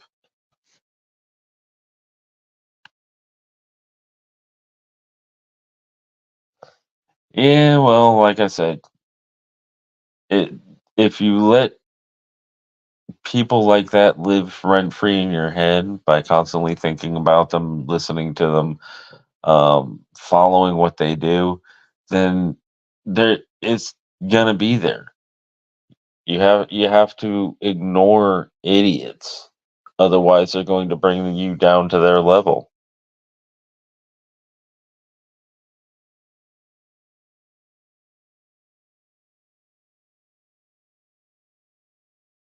Yeah, I'll be getting a drink in a minute.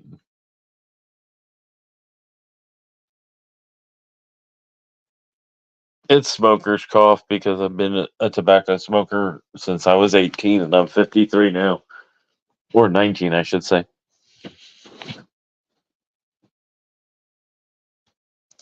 It's just one of those things.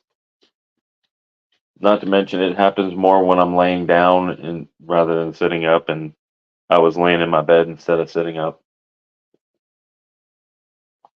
Probably giving Doom fantasies now since I said I was laying in bed, but I'm fully clothed.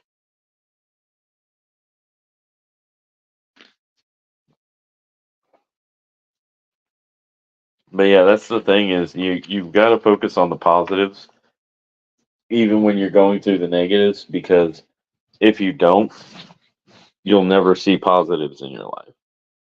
If you only focus on the negative, that's all you will see in your life. So living in a victim mentality and identifying all of the negatives as to that's all that happens is just going to bring about more. Not to mention the fact that life is pain. And when you realize that life is pain, it makes you appreciate the times you don't have pain. Nothing in life is ever easy, and anything that is easy in life is not worth it. Struggle makes you appreciate non struggle, if that makes any sense.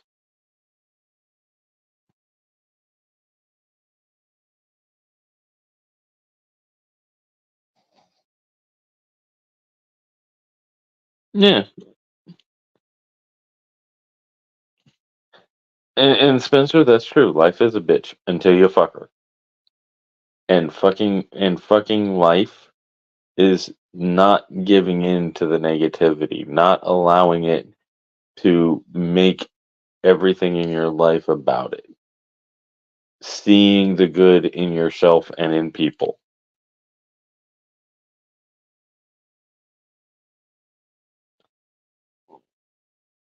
But that's what I'm getting at, Savannah, is struggle makes you appreciate the times you don't have struggle.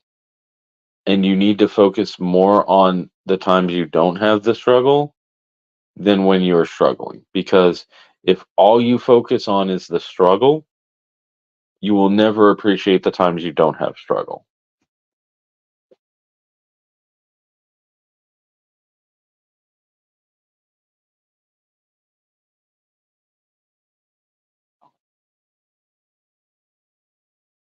Yeah, and that's the way it should be.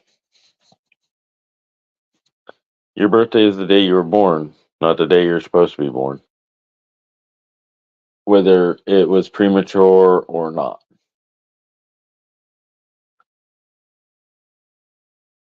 Like I said, when I was born, for the first 6 months of my life, I lived in an incubator, and during that time, I ended up contracting yellow jaundice.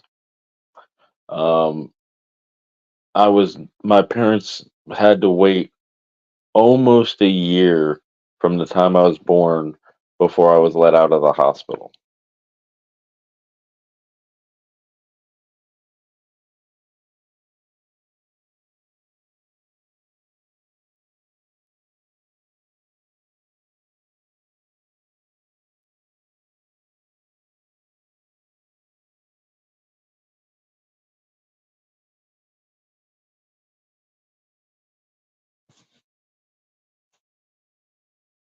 Yeah. Everybody has a special gift. It's just acknowledging it and or understanding it. One of my gifts from God that I've had is my parents have told me all my life. People tend to genuinely like me upon meeting me. There's something about me that people like, and the people that don't like me from meeting me usually don't like themselves.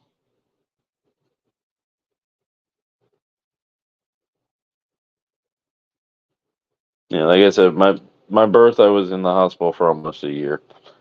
Then, in about the third or fourth grade, I used to have basically what they call now seizures, where I would be like in school and doing work, and all of a sudden I'd stare out the window, and it's like I wasn't there, and the teacher could snap their fingers in front of my face, and it wasn't until they got in my ear yelling my name that I would snap out of it, and I ended up going for basically a full year to Walter Reed Medical Center in D.C. because we lived in Delaware at the time, and they diagnosed me with thinning blood across my skull. So I had to do exercises of like standing on my head before I went to bed, and when I woke up, I could not sit in any cushioned seat like a couch or a chair. It had to be like a folding chair with no cushion and things like that. So,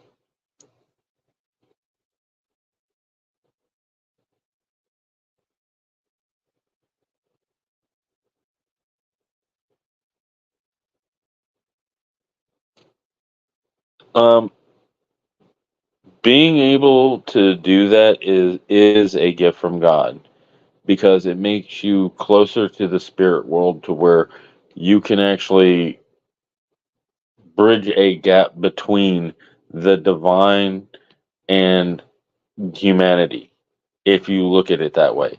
However, if you look at it like all you can do is talk with demons and all that, then that's all you're going to see and that's all you're going to hear about is all the negative.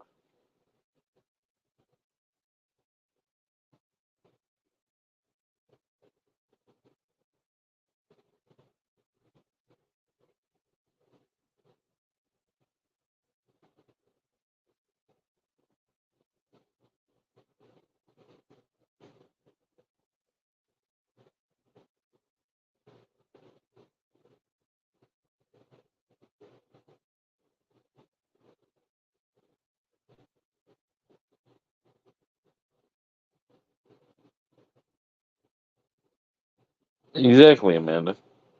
And like I said, that's what I've been saying the whole time is you've got to look for the good to be able to appreciate it. If all you do is look at the negative, that's all you'll ever see, and you'll never be able to appreciate the good in life.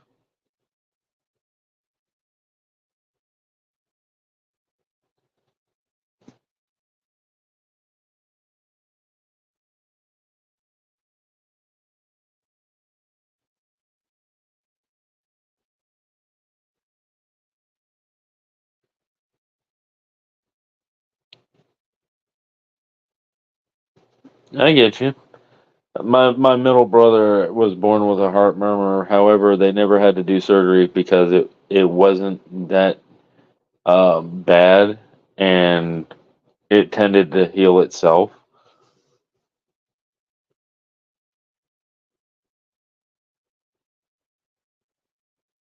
That's cool, Savannah. You should strive to do that.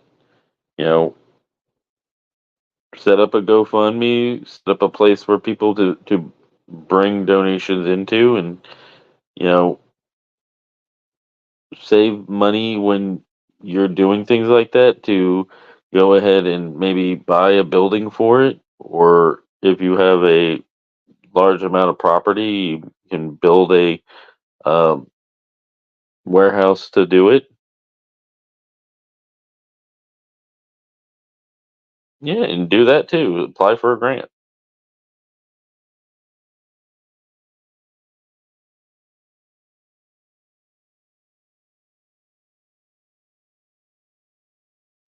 I appreciate that, Amanda. I don't dwell often on the whole panel killer thing. Most of the time, I use it just to fuck with those people that call me that. Oh crap! I may end up having to end this live soon. My battery is dying. I forget how much this eats away at the battery.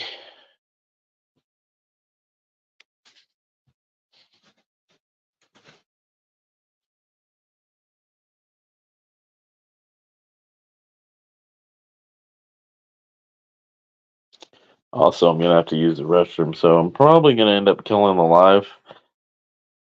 I hope you all have a good night and day, and remember to try to appreciate the little things and the good times when you have them, because that in the end of the day, that's all you have.